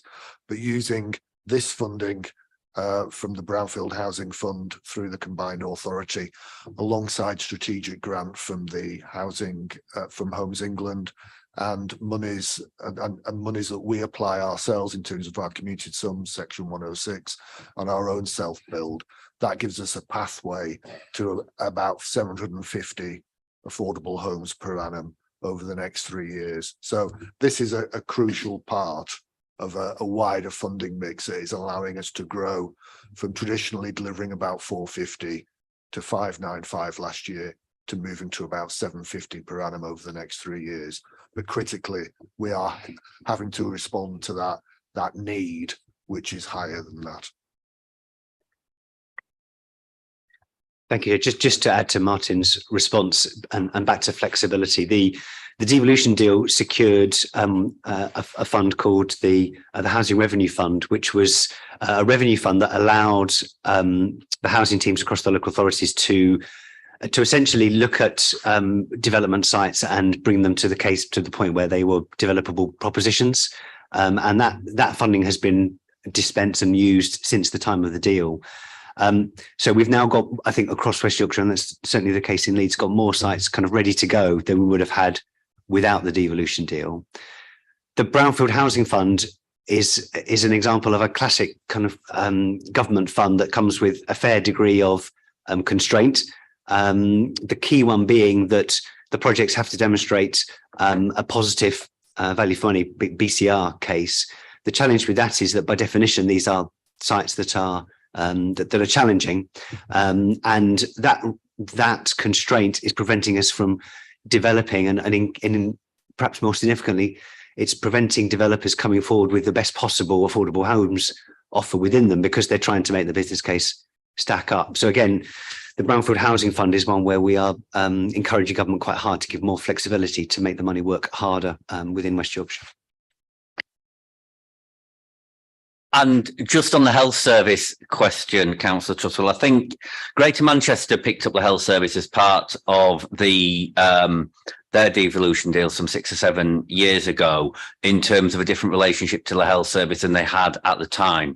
I think since then, probably some of the reforms that have taken place in NHS mean through the integrated care system, our relationship with the health service now is closer to what Greater Manchester have than it was at the time. So, and again, I would be, from a very political position, I'd be sceptical, not of working with the health service, because clearly the health service serves exactly the same residents as we do as a council. There's lots of areas, particularly around the sort of positive promotion of healthy lifestyles that we can do together.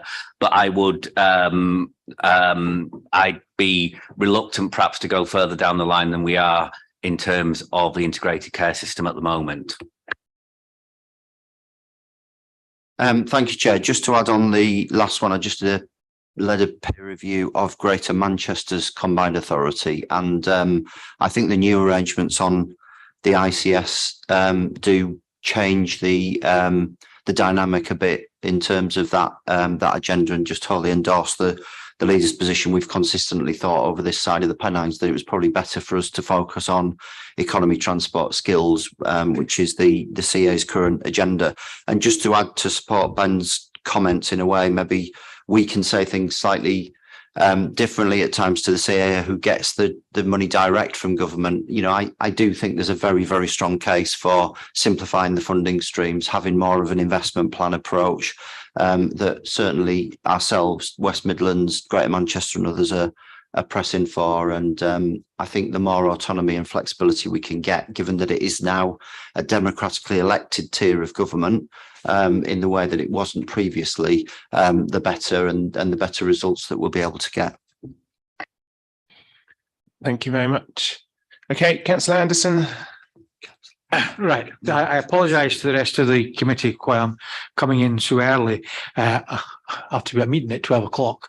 So I'm going to be leaving after this. But the two questions I've got, there's a number of others, but I'll keep it to those two.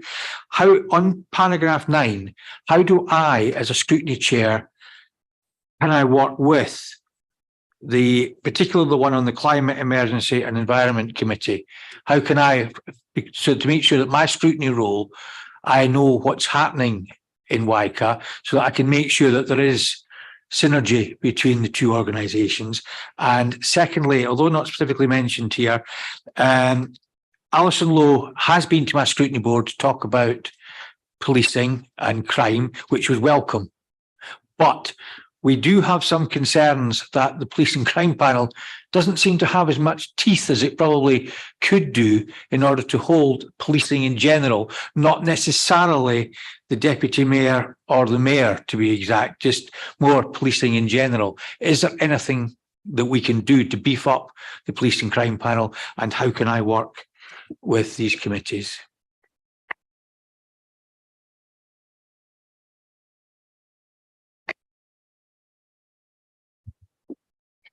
Thank you for those questions, Councillor Anderson. So, how to work with other scrutiny chairs? So the three combined authority scrutiny committees all publish 4 plans, and I'm sure the chairs of those committees will be more than happy to talk to chairs of committees in local authorities.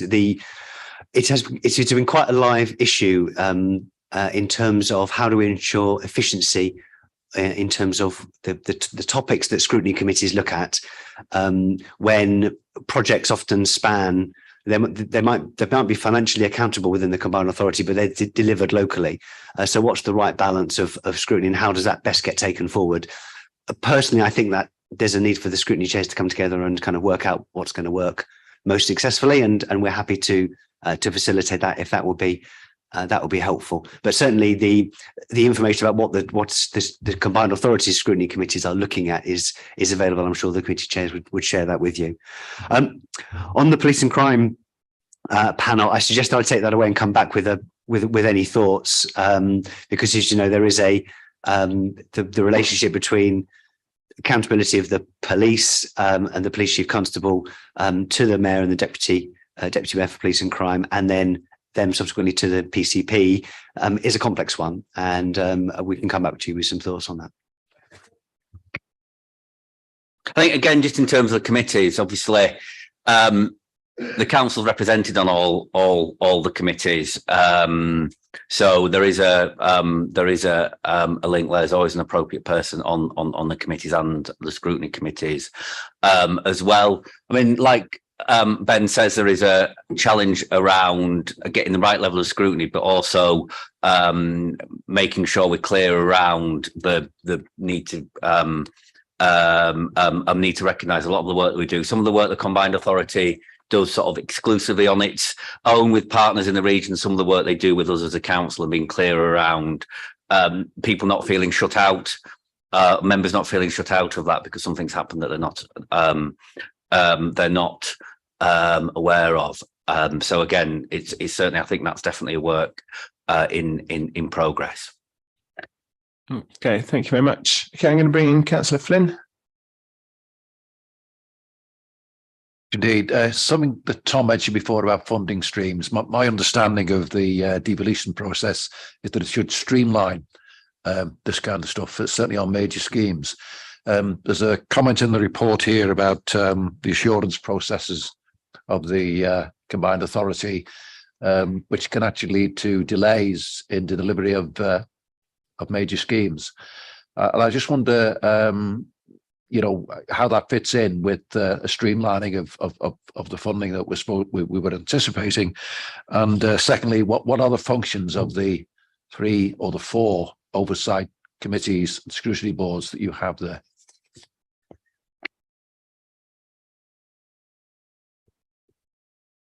Thank you for those questions, Councillor Flynn. So I'll deal with the assurance framework first. So your comment was that these processes are designed to streamline.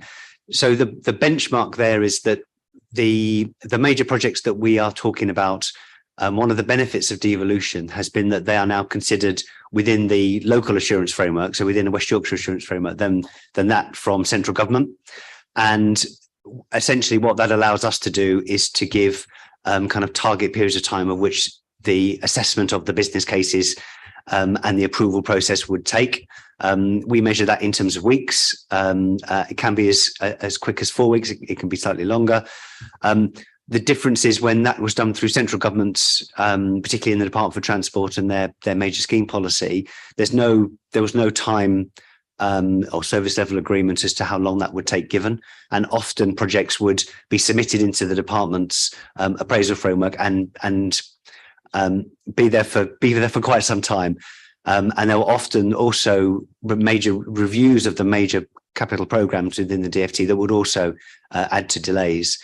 So what we're able to offer by doing it within the West Yorkshire context is a system where there's much greater certainty about how long the time will take and what's required, and there's no unknowns. And that does definitely lead to streamlining, and it allows the teams that are the project sponsors to plan and get their projects through the process as efficiently as possible. And perhaps a good example of that would actually be some schemes that were funded through the combined authority, but were actually in York.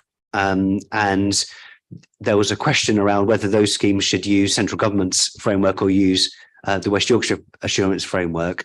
And it was the Department for Transport itself that recommended that our assurance framework be used for those projects. Your question on Could I just come back on those on the first point first?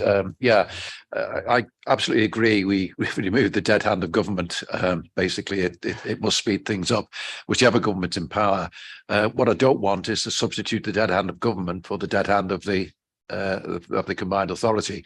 And this council has expressed concern about this. And I just wondered, you know, what the response to that concern had actually been.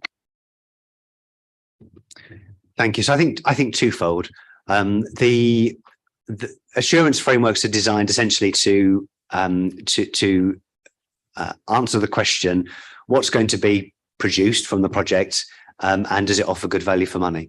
And we're always trying to make those processes as efficient and as effective as possible. Some of the reasons, therefore, that you want assurance to be done is to provide local assurance that the projects are good value for money, and that does require everybody to be working, understanding that those are the upfront requirements, and that's not always been the case. And it's getting more the case now that the frameworks become more embedded in the way that all partners are doing this work. The reason that we have to do this work through the assurance framework is because we are accountable to central government for the money that is spent through the combined authority. And as I said earlier on, all the funding that was secured through the devolution deal has to use our assurance framework. That assurance framework is itself assessed by government. So they assess the framework, and our framework has scored well and therefore it's trusted and it's credible with government. And indeed, we are often approached by other combined authorities because of the quality of the assurance framework. And that credibility adds value to us as West Yorkshire. It enables government to have more trust in our expenditure, and that's a good thing. And that is helpful when we're bidding for further funds. We're always trying to make that process as efficient and as effective as possible. And I think as we mature as a partnership, that's becoming more and more evident. Do you want to comment on this point? Yeah, I was just going to say that I think, you know, Ben's described it really well. Again, I would say the ideal for us is that we're accountable now in the region through the mayor, who's directly elected, and through, you know, the councils who are elected as well, for the work that comes through the combined authority. And the ideal for me is that we get more autonomy and more ability to not have to, for Ben not have to account to Whitehall for work that is mandated and delivered here. So I think we're making the best of a system that is difficult, where you've got to effectively account two ways, you know, both to, as you know, Ben and his team, to Whitehall and ministers, but also to the mayor and her team. So I think it's a good question for the committee to continue, you know, being interested in, and one to follow, because I think we collectively need to press for, you know, as much flexibility as we can locally so that we can get on and deliver things that have been mandated here.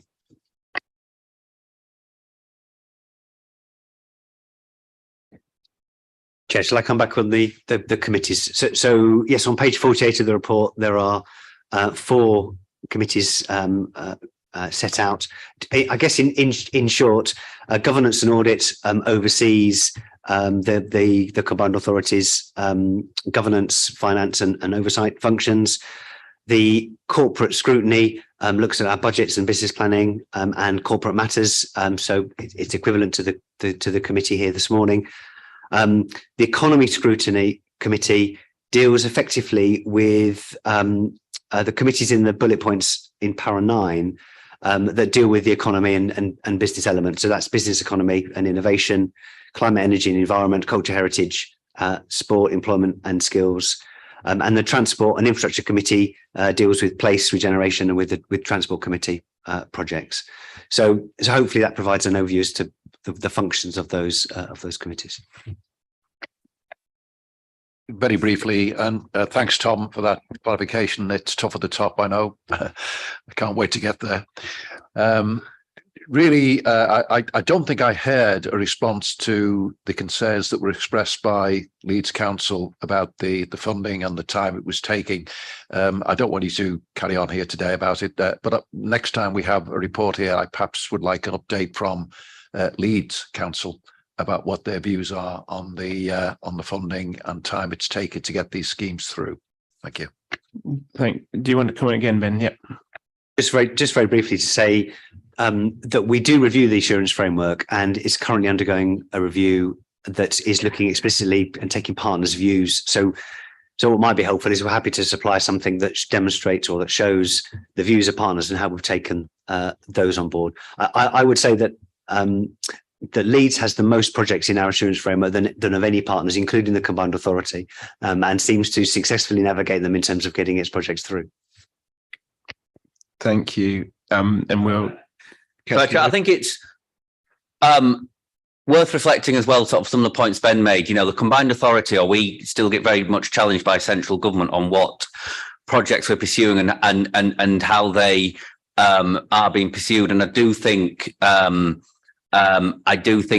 to that position, every time we have a government minister in Leeds, I always try and emphasise that projects like the Sturton Park and Ride, which has won many awards, was delivered on time and on budget, and perhaps we could be just a little bit more trusted with money, given our record working with the combined authority on delivering transport schemes, and that sort of goes back over quite a long time.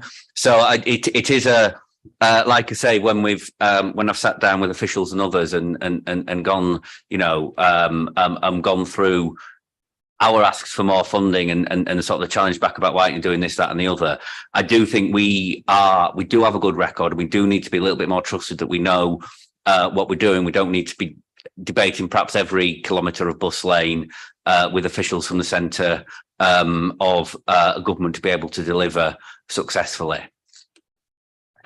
Thank you. Okay, Councillor Ritchie.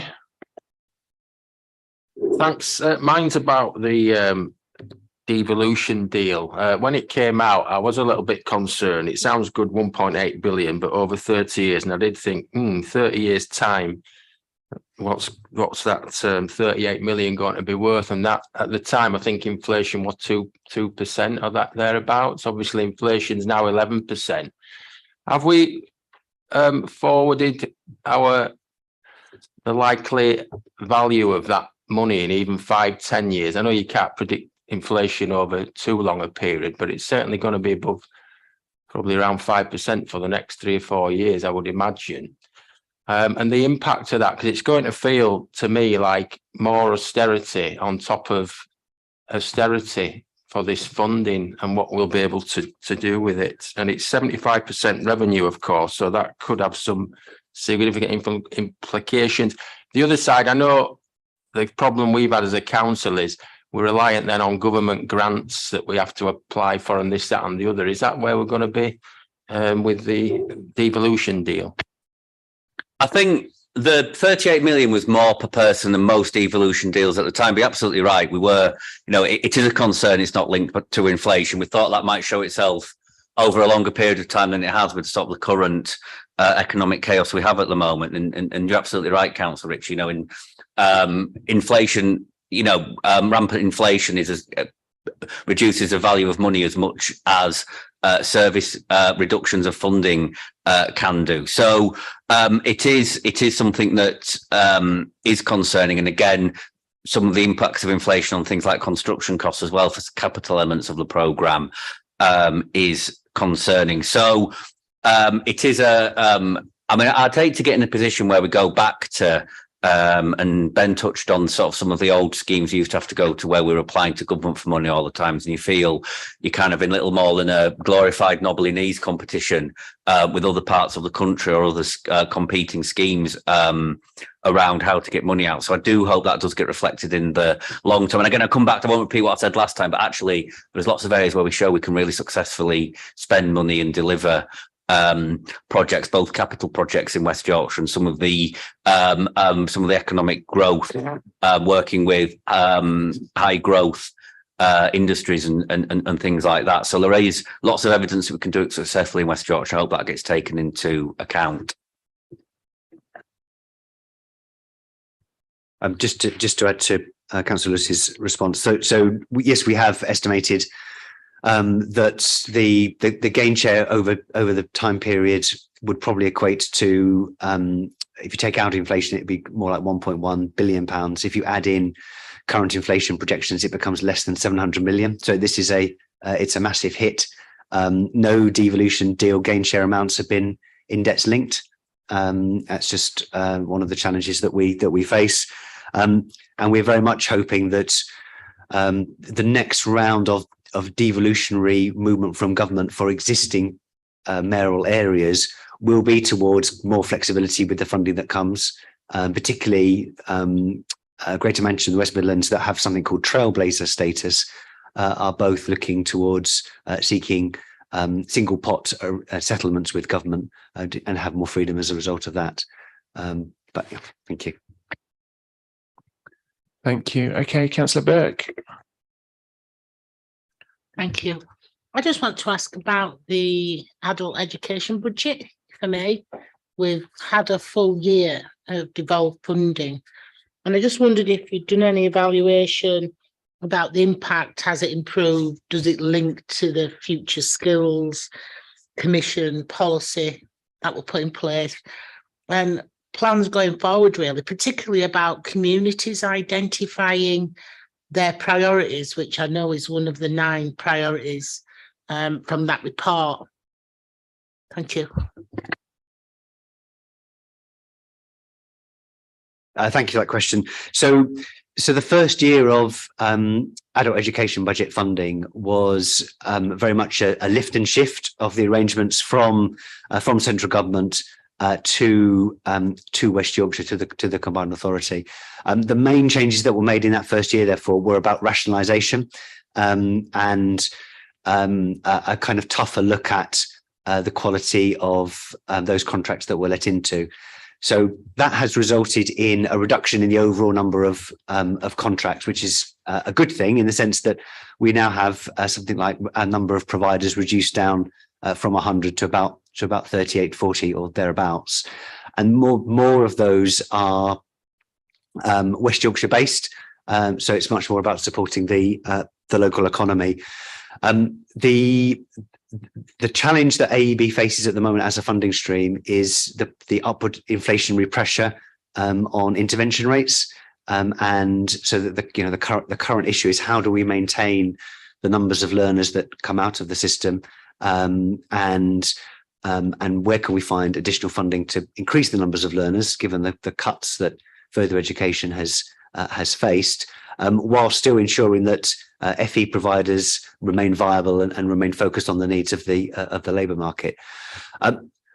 One of the early, though tangible, benefits from AEB itself has been to be able to use some of the flexibilities that come with the local devolved arrangements. So, for example, the national AEB rules don't intervene above those that are on the minimum wage, and in West Yorkshire we've been able to increase that eligibility to those on the living wage as well. So it does put more potential learners into scope, and it's through tweaks like that we can make small differences to the system. But there's a long way to go, I think, before we'll feel that we've really had the impact on AEB that we really are seeking to have through both the mayoral pledges and the AEB strategy itself.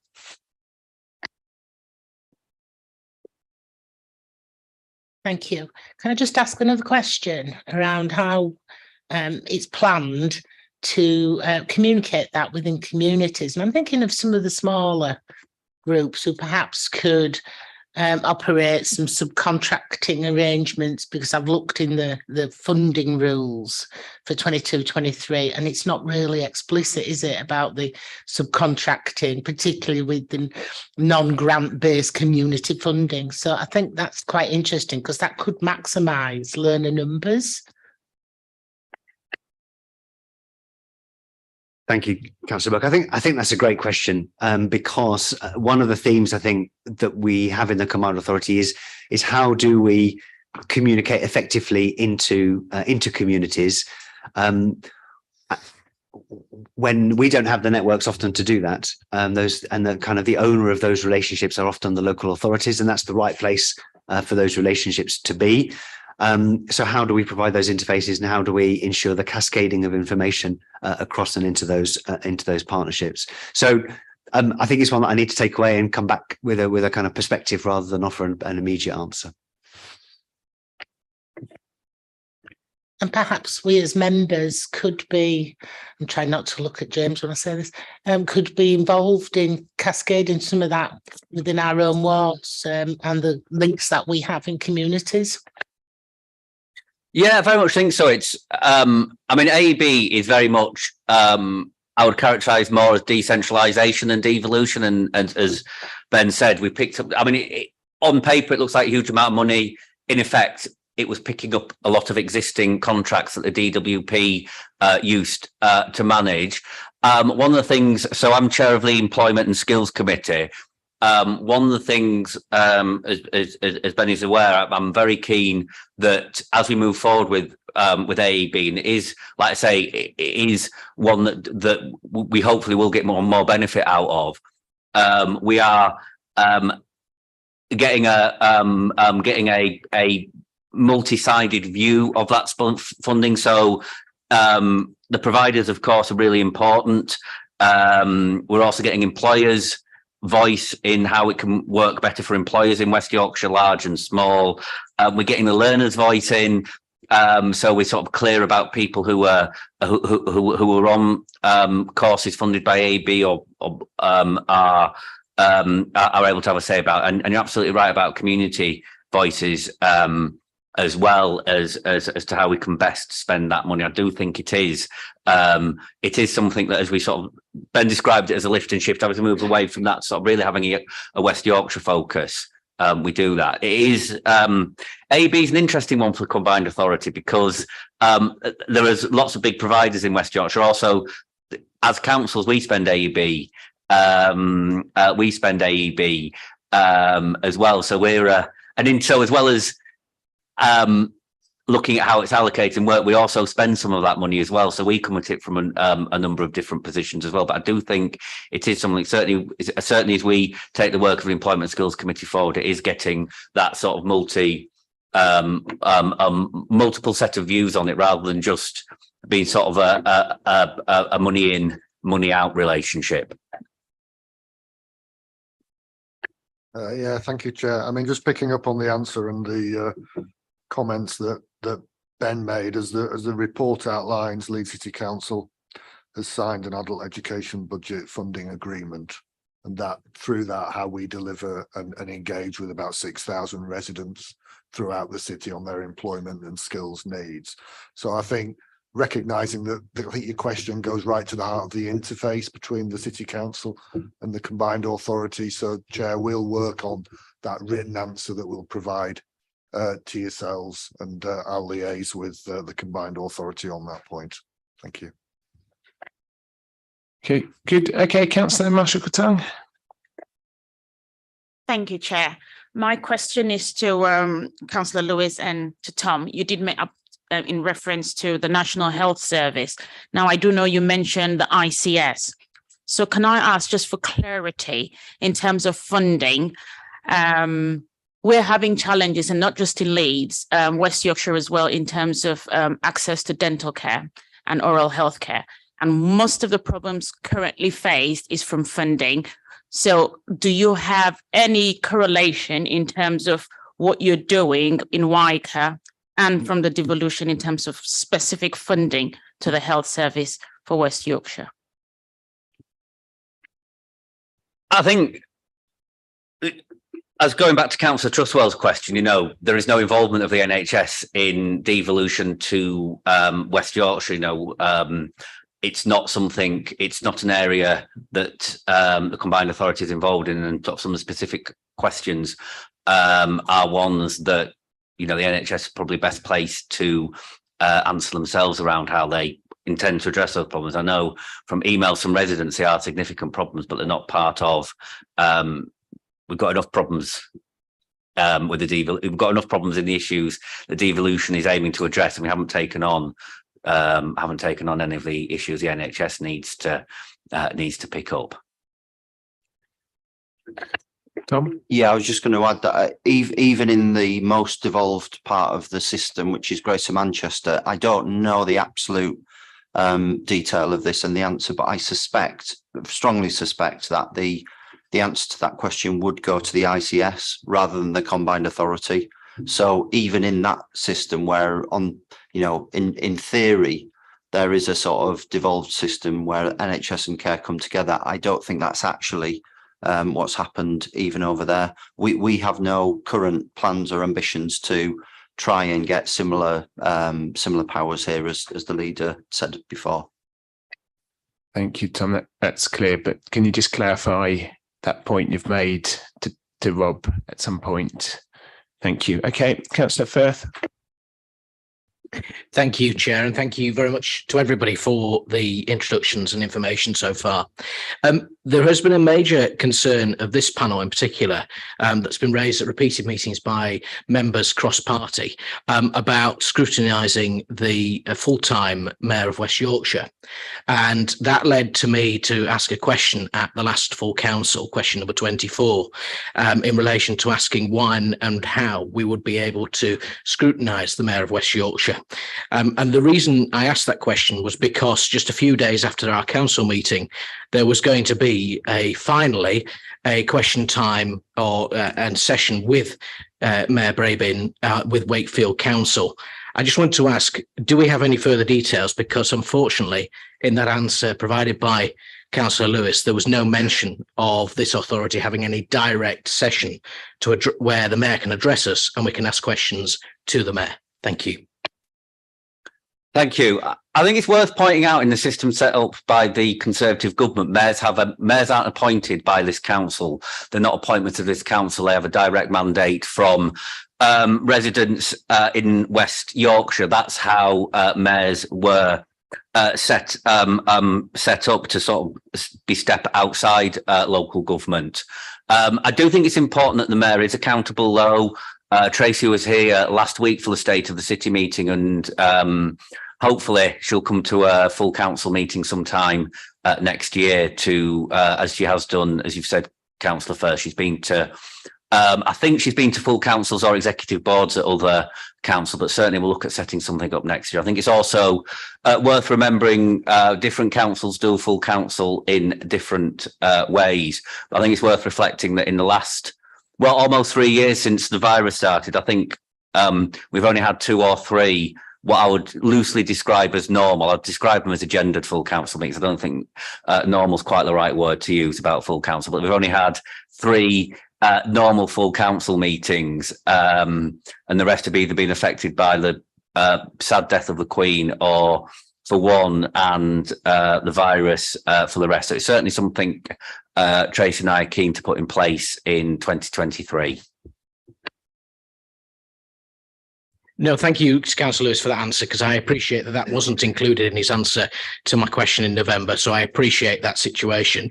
And I also would like to say that I'll ask a quick question, which is a concern that was raised by a number of councillors on Wakefield Council, that there were pre-submitted questions.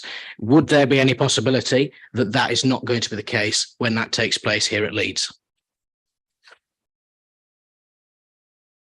I'm not entirely sure what happens in Wakefield. I know their full council meetings are considerably shorter than ours, but I don't know exactly what happens in their full council meetings. But certainly, I'm sure it's something we can look at. Far be it for me to get involved in the wonderful world of whips and whatnot about arranging council meetings, but I'm sure we could look at things like that. Just for my 2 pennies worth, I think having pre-written questions is useful to make sure the mayor can have all the information that is required to answer the questions. Okay, Councillor Almas. Thank you, Chair. I don't want to be repetitive, but in terms of the government's levelling up white paper, I found it really interesting in terms of the local enterprise partnership review and the future role in terms of integrating it into local democratic institutions, as it states. However, it states that the framework doesn't really offer much additionality to the powers currently held. I'd be very interested to find out what sort of scopes might be there in terms of negotiating further powers. And if not, I'd be very interested just to have some information on that for future. Thank you. Thank you. Without giving a long history lesson going back to the days of Yorkshire Forward, Tom, but our local enterprise partnership in West Yorkshire has had a closer relationship with the local councils and the combined authority than many others are. So I think when national reviews of the 40 or 50, I think it is, LEPs around the country have been undertaken, actually ours has often been the one that's been ahead of the game in terms of, like I say, working closer with local councils, working with the combined authority. The staff of the LEP have been embedded in the combined authority for a while now, and myself and the other leaders in West Yorkshire are members of the West Yorkshire LEP. So some of the what we can do in West Yorkshire to have that much closer working relationship and have that openness and transparency around the LEP closer to local government standards than perhaps was initially the case in some LEPs, but also again to have that firepower in terms of the joint working has happened in West Yorkshire. We've done that alongside, obviously it's been the LEP it's always been chaired by somebody from the business sector and always had that sort of really strong links in. So again, LEPs might be reviewed in the future, but I think certainly ours has been more substantial than and worked with us better than others have around the country, and also because of that integration has had more of a delivery capacity than perhaps some LEPs that were an arm's length or a longer arm's length, if that makes sense. I'm not mixing my metaphors too much, from local councils. I think it's happened elsewhere. Thank you, Chair. So, Councillor, just to clarify between two different issues, I think that you asked about you refer to paragraph 52, which talks about, which is where you quoted from, that the framework did not offer much additionality. That's the levelling up devolution framework, for which West Yorkshire Combined Authority is already kind of at the top tier of that. And the government's levelling up framework in that context is more about giving a menu of options for places that don't have devolution, where they might get into that process. So we're already quite advanced in that space. On LEPs, I don't think I've got much to add to what Councillor Lewis has said. The critical thing really is that the Leeds City Region LEP has always had, since its creation, the Combined Authority as its accountable body, and a lot of the government's issues with LEPs has been who is accountable for the funding, and that's never been an issue in West Yorkshire. And the key thing, as Councillor Lewis has said, for us is no matter what the rules are around local enterprise partnerships themselves, having a deep, mature and constructive relationship with the private sector to drive better policy making and better delivery is the fundamental goal here, and that's what we're looking to preserve in any new arrangements that we might bring in. Thank you. I'd just like to ask about mass transit. So mass transit for Leeds was clearly an important topic for everyone in Leeds. And so just a question in terms of progress specifically for Leeds and the priority in terms of the Mayor's agenda on this. I think Leeds is the largest city in, I can't remember exactly what metric we use. It's probably not NATO, but I think it might be Western Europe that doesn't have a mass transit system.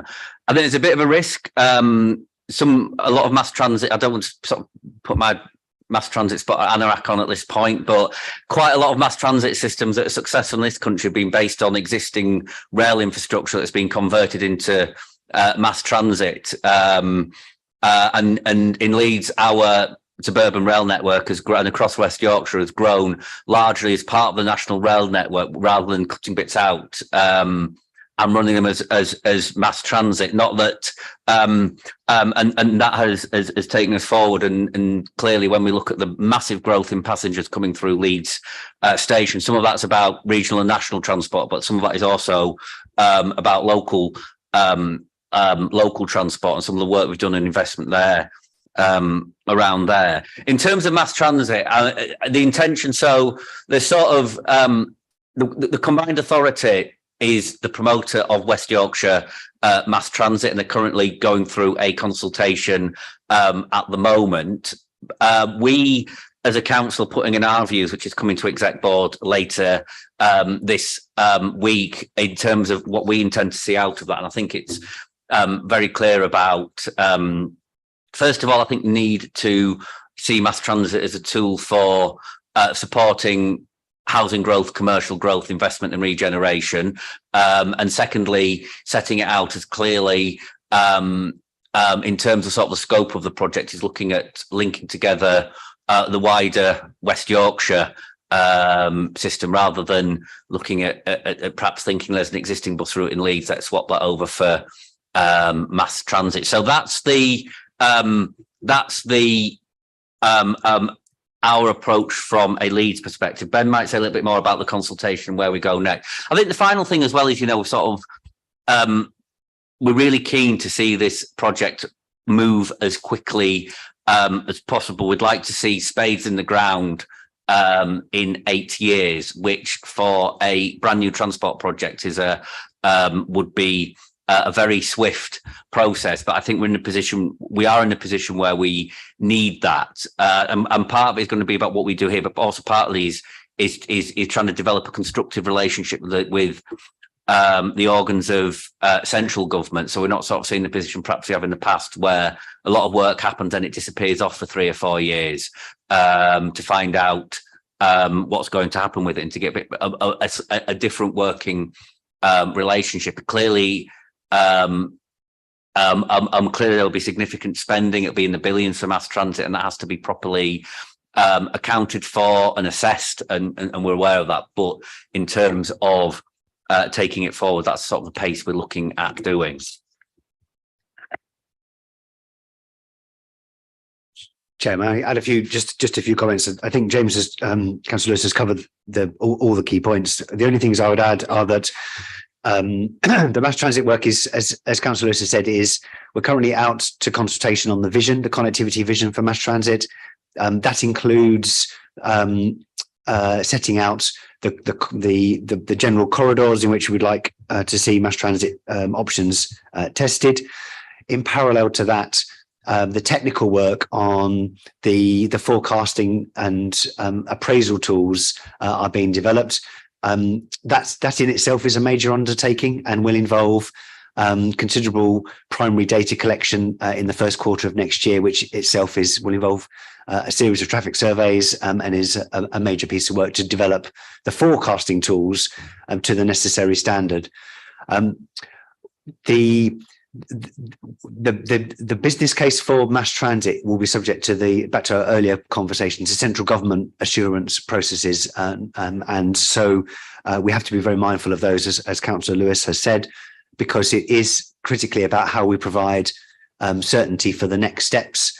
We don't want to reach a certain point and then be waiting for government to respond before we can move forward. We need to develop this project with all haste to meet the deadlines that the Council has set out.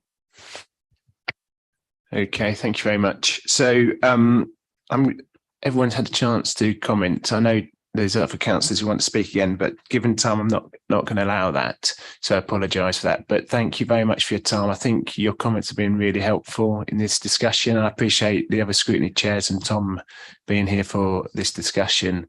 And I guess also Councillor Lewis being in your role as Deputy Mayor, sort of representing Tracy at this meeting.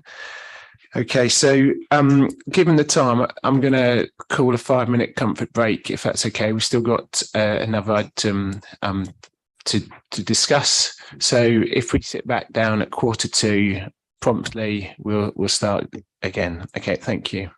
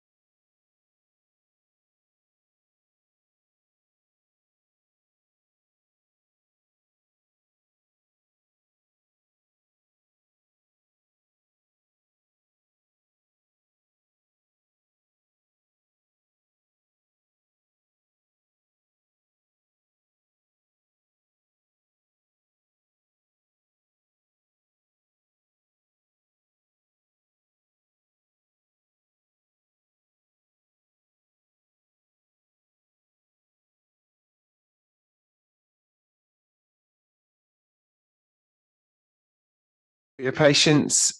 Super. So we're moving on to item 9, and we've got Victoria here. As always, you can assume we've read the report, but if there's anything you want to draw out, that'd be great. Thank you, Victoria. Okay, thank you, Chair. So this is around the core business transformation. Victoria, sorry, also, can you just introduce yourself as well? Sorry. Thank you. Sorry. I'm Victoria Bradshaw. I'm the Chief Financial Officer for the Council. This report is around the core business transformation programme and around the first phase of the transformation programme, which is around the replacement of the finance system. Thank you, Chair. I would say that the replacement of the system really is just introduce yourself? we need to do it. It's the end of its life. I'm Victoria Bradshaw. It's not modern in the way that systems work. We get criticised, as you'll know, from external audit from the ICP 60 reports on the actual system because they can't get the information that they require. And also we're struggling as part of the finance function and the directorates around them providing them with the information that we need to deliver services. The core business transformation programme does have a number of phases though, and the finance system is the first phase. The second phase will be around the HR system and payroll, and then we'll move on to etc. There was approval to the additional spend that we require around phase 1, which was 10.48 million, and 9.4 million would have is to fund capital receipts. So this is where we sell capital receipts to invest in our assets. This would be an payroll. So that's what we're looking to do. So I think those are the key. There was approval to Super, thank you very much.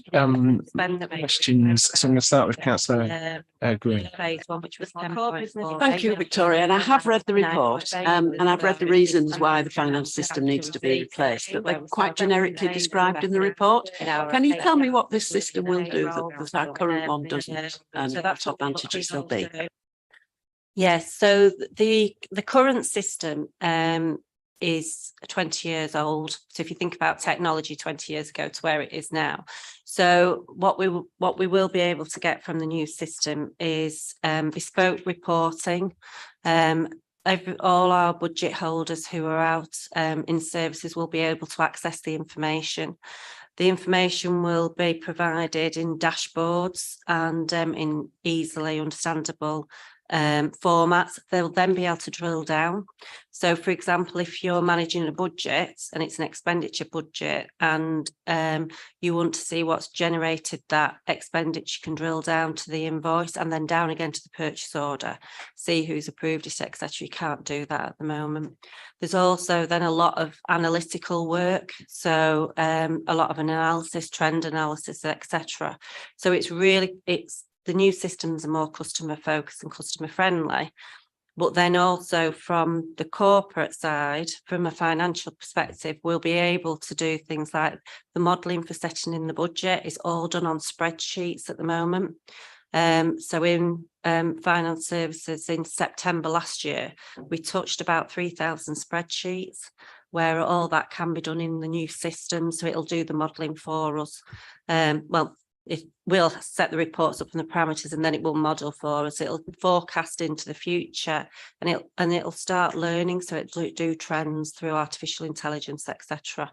It'll also through the year, when we're actually forecasting what we're spending going forward, it'll do that as well. And then there's all the reporting that we do to all the different stakeholders, so to central government, to executive boards, to different committees, etc. We can set levels up. So at the moment, there's only 3 levels in the current finance system. The new ones go up to 99. So you can analyse that data in totally different ways to what you can do now. And then closing the accounts, we do all that. A lot of it's manual on spreadsheets, etc. That will just should be able to feed straight through.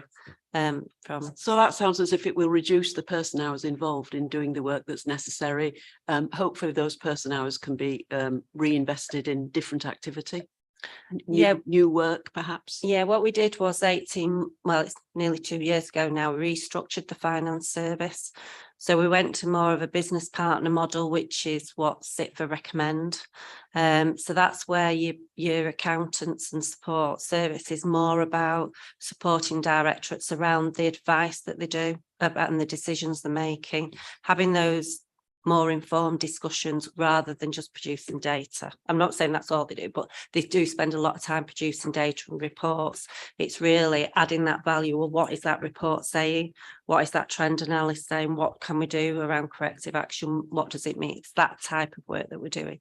So we're moving more to that model. Yeah. Thank you. Thank you, Victoria. Okay, Councillor Firth.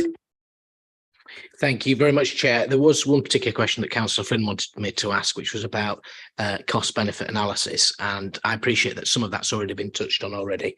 But if there has been any further details on a cost benefit analysis, given the additional funding that's required, then that was be appreciated to clarify whether that is the case. But my particular question relates to paragraph 16, which is in relation to the fact that if the supplier chosen doesn't deliver, and as Councillor Gruen has said, it appears vague about whether there is actually a back out plan if the solution or vendor doesn't actually deliver, especially given the issues that we had from the previous Civica CX housing implementation. And are there anything that we've learned from that implementation in particular, or other similar projects that could be utilised from the outset of this project in particular? Thank you. So on the first question, there has been a cost benefit analysis, and I'll be able to provide that separately. Just on the around the supplier, this is a completely different market. So financial systems are used in every authority. It's a mature market. The risks are not the same as what there was on the CX. We have done a lessons learned on the CX and used that. We're also working with implementation partners who have done this a number of times at different authorities. So it is the risk is there, it's always there, but it's not the same scale as it was when you're developing something from scratch that's not been developed in other authorities. Thank you, Victoria. Just my questions around the savings. So in previous years' budgets, there's been a projected savings for core business transformations. I guess, is there, can you give us any idea of where we are on that journey and I guess progress and timeline on that? Thank you. So within financial services, we restructured, like I said, 2 years ago and took £1 million out of the budget on the basis of the ways that we were working. What I can't do at the moment, which we will do once the new system has come through, is to see what that impact is, because I need those accountants to be business partners to working with the service. So they will work differently. It will make savings because they'll be able to undertake this other work, which they're currently not doing. But I'm not proposing at this point to pull any more accountants out because of I have got a statutory requirement to make sure that we're monitoring the budgets, the challenges we've got at the moment. So I wouldn't be recommending that, but what it will enable them to is focus on that work. The other thing that we need to have a look at is around in the directorates. So obviously there's a lot of work around maintaining the systems, requesting information, us having to feed that information. That's what I need to capture. So we're actually looking to implement the finance system by October 23. And then we'll be, once we're implementing, is saying this is where we are, this is where we can get to now with the new system. And this is the the benefits actually that's happened, so we can do a proper review. Yeah. Thank you, Victoria. Just as a comment, I think there's a real challenge going forwards in terms of making sure we have a core business offer for each directorate rather than bespoke in everything, if we're going to keep the savings to a maximum. I'll take that's a comment. I can't see anyone else indicating to speak. So thank you very much for your time, Victoria. We will keep a watch on this because I think it's a really important item for this scrutiny board to do so. So thank you very much. Okay, so we're going to move on to the work programme, which is hopefully self-explanatory. I'm going to move on to questions the work programme. No questions, great. I think the only thing I'd just like to mention is I'll go away and think a little bit about whether we need to talk more about the DI stuff, because obviously we didn't get time to talk to John in particular about, I know Councillor Gruen had questions, I think Councillor Firth did as well, at least in terms of progress. So I don't know if it'll be most appropriate to have a little working group with John, or whether to bring him back to another meeting, but I'll take away and think about that. I can't see anyone else indicating, so I'll formally close this meeting and thank everyone for coming. Okay, Merry Christmas to everyone. Christmas, Jeff.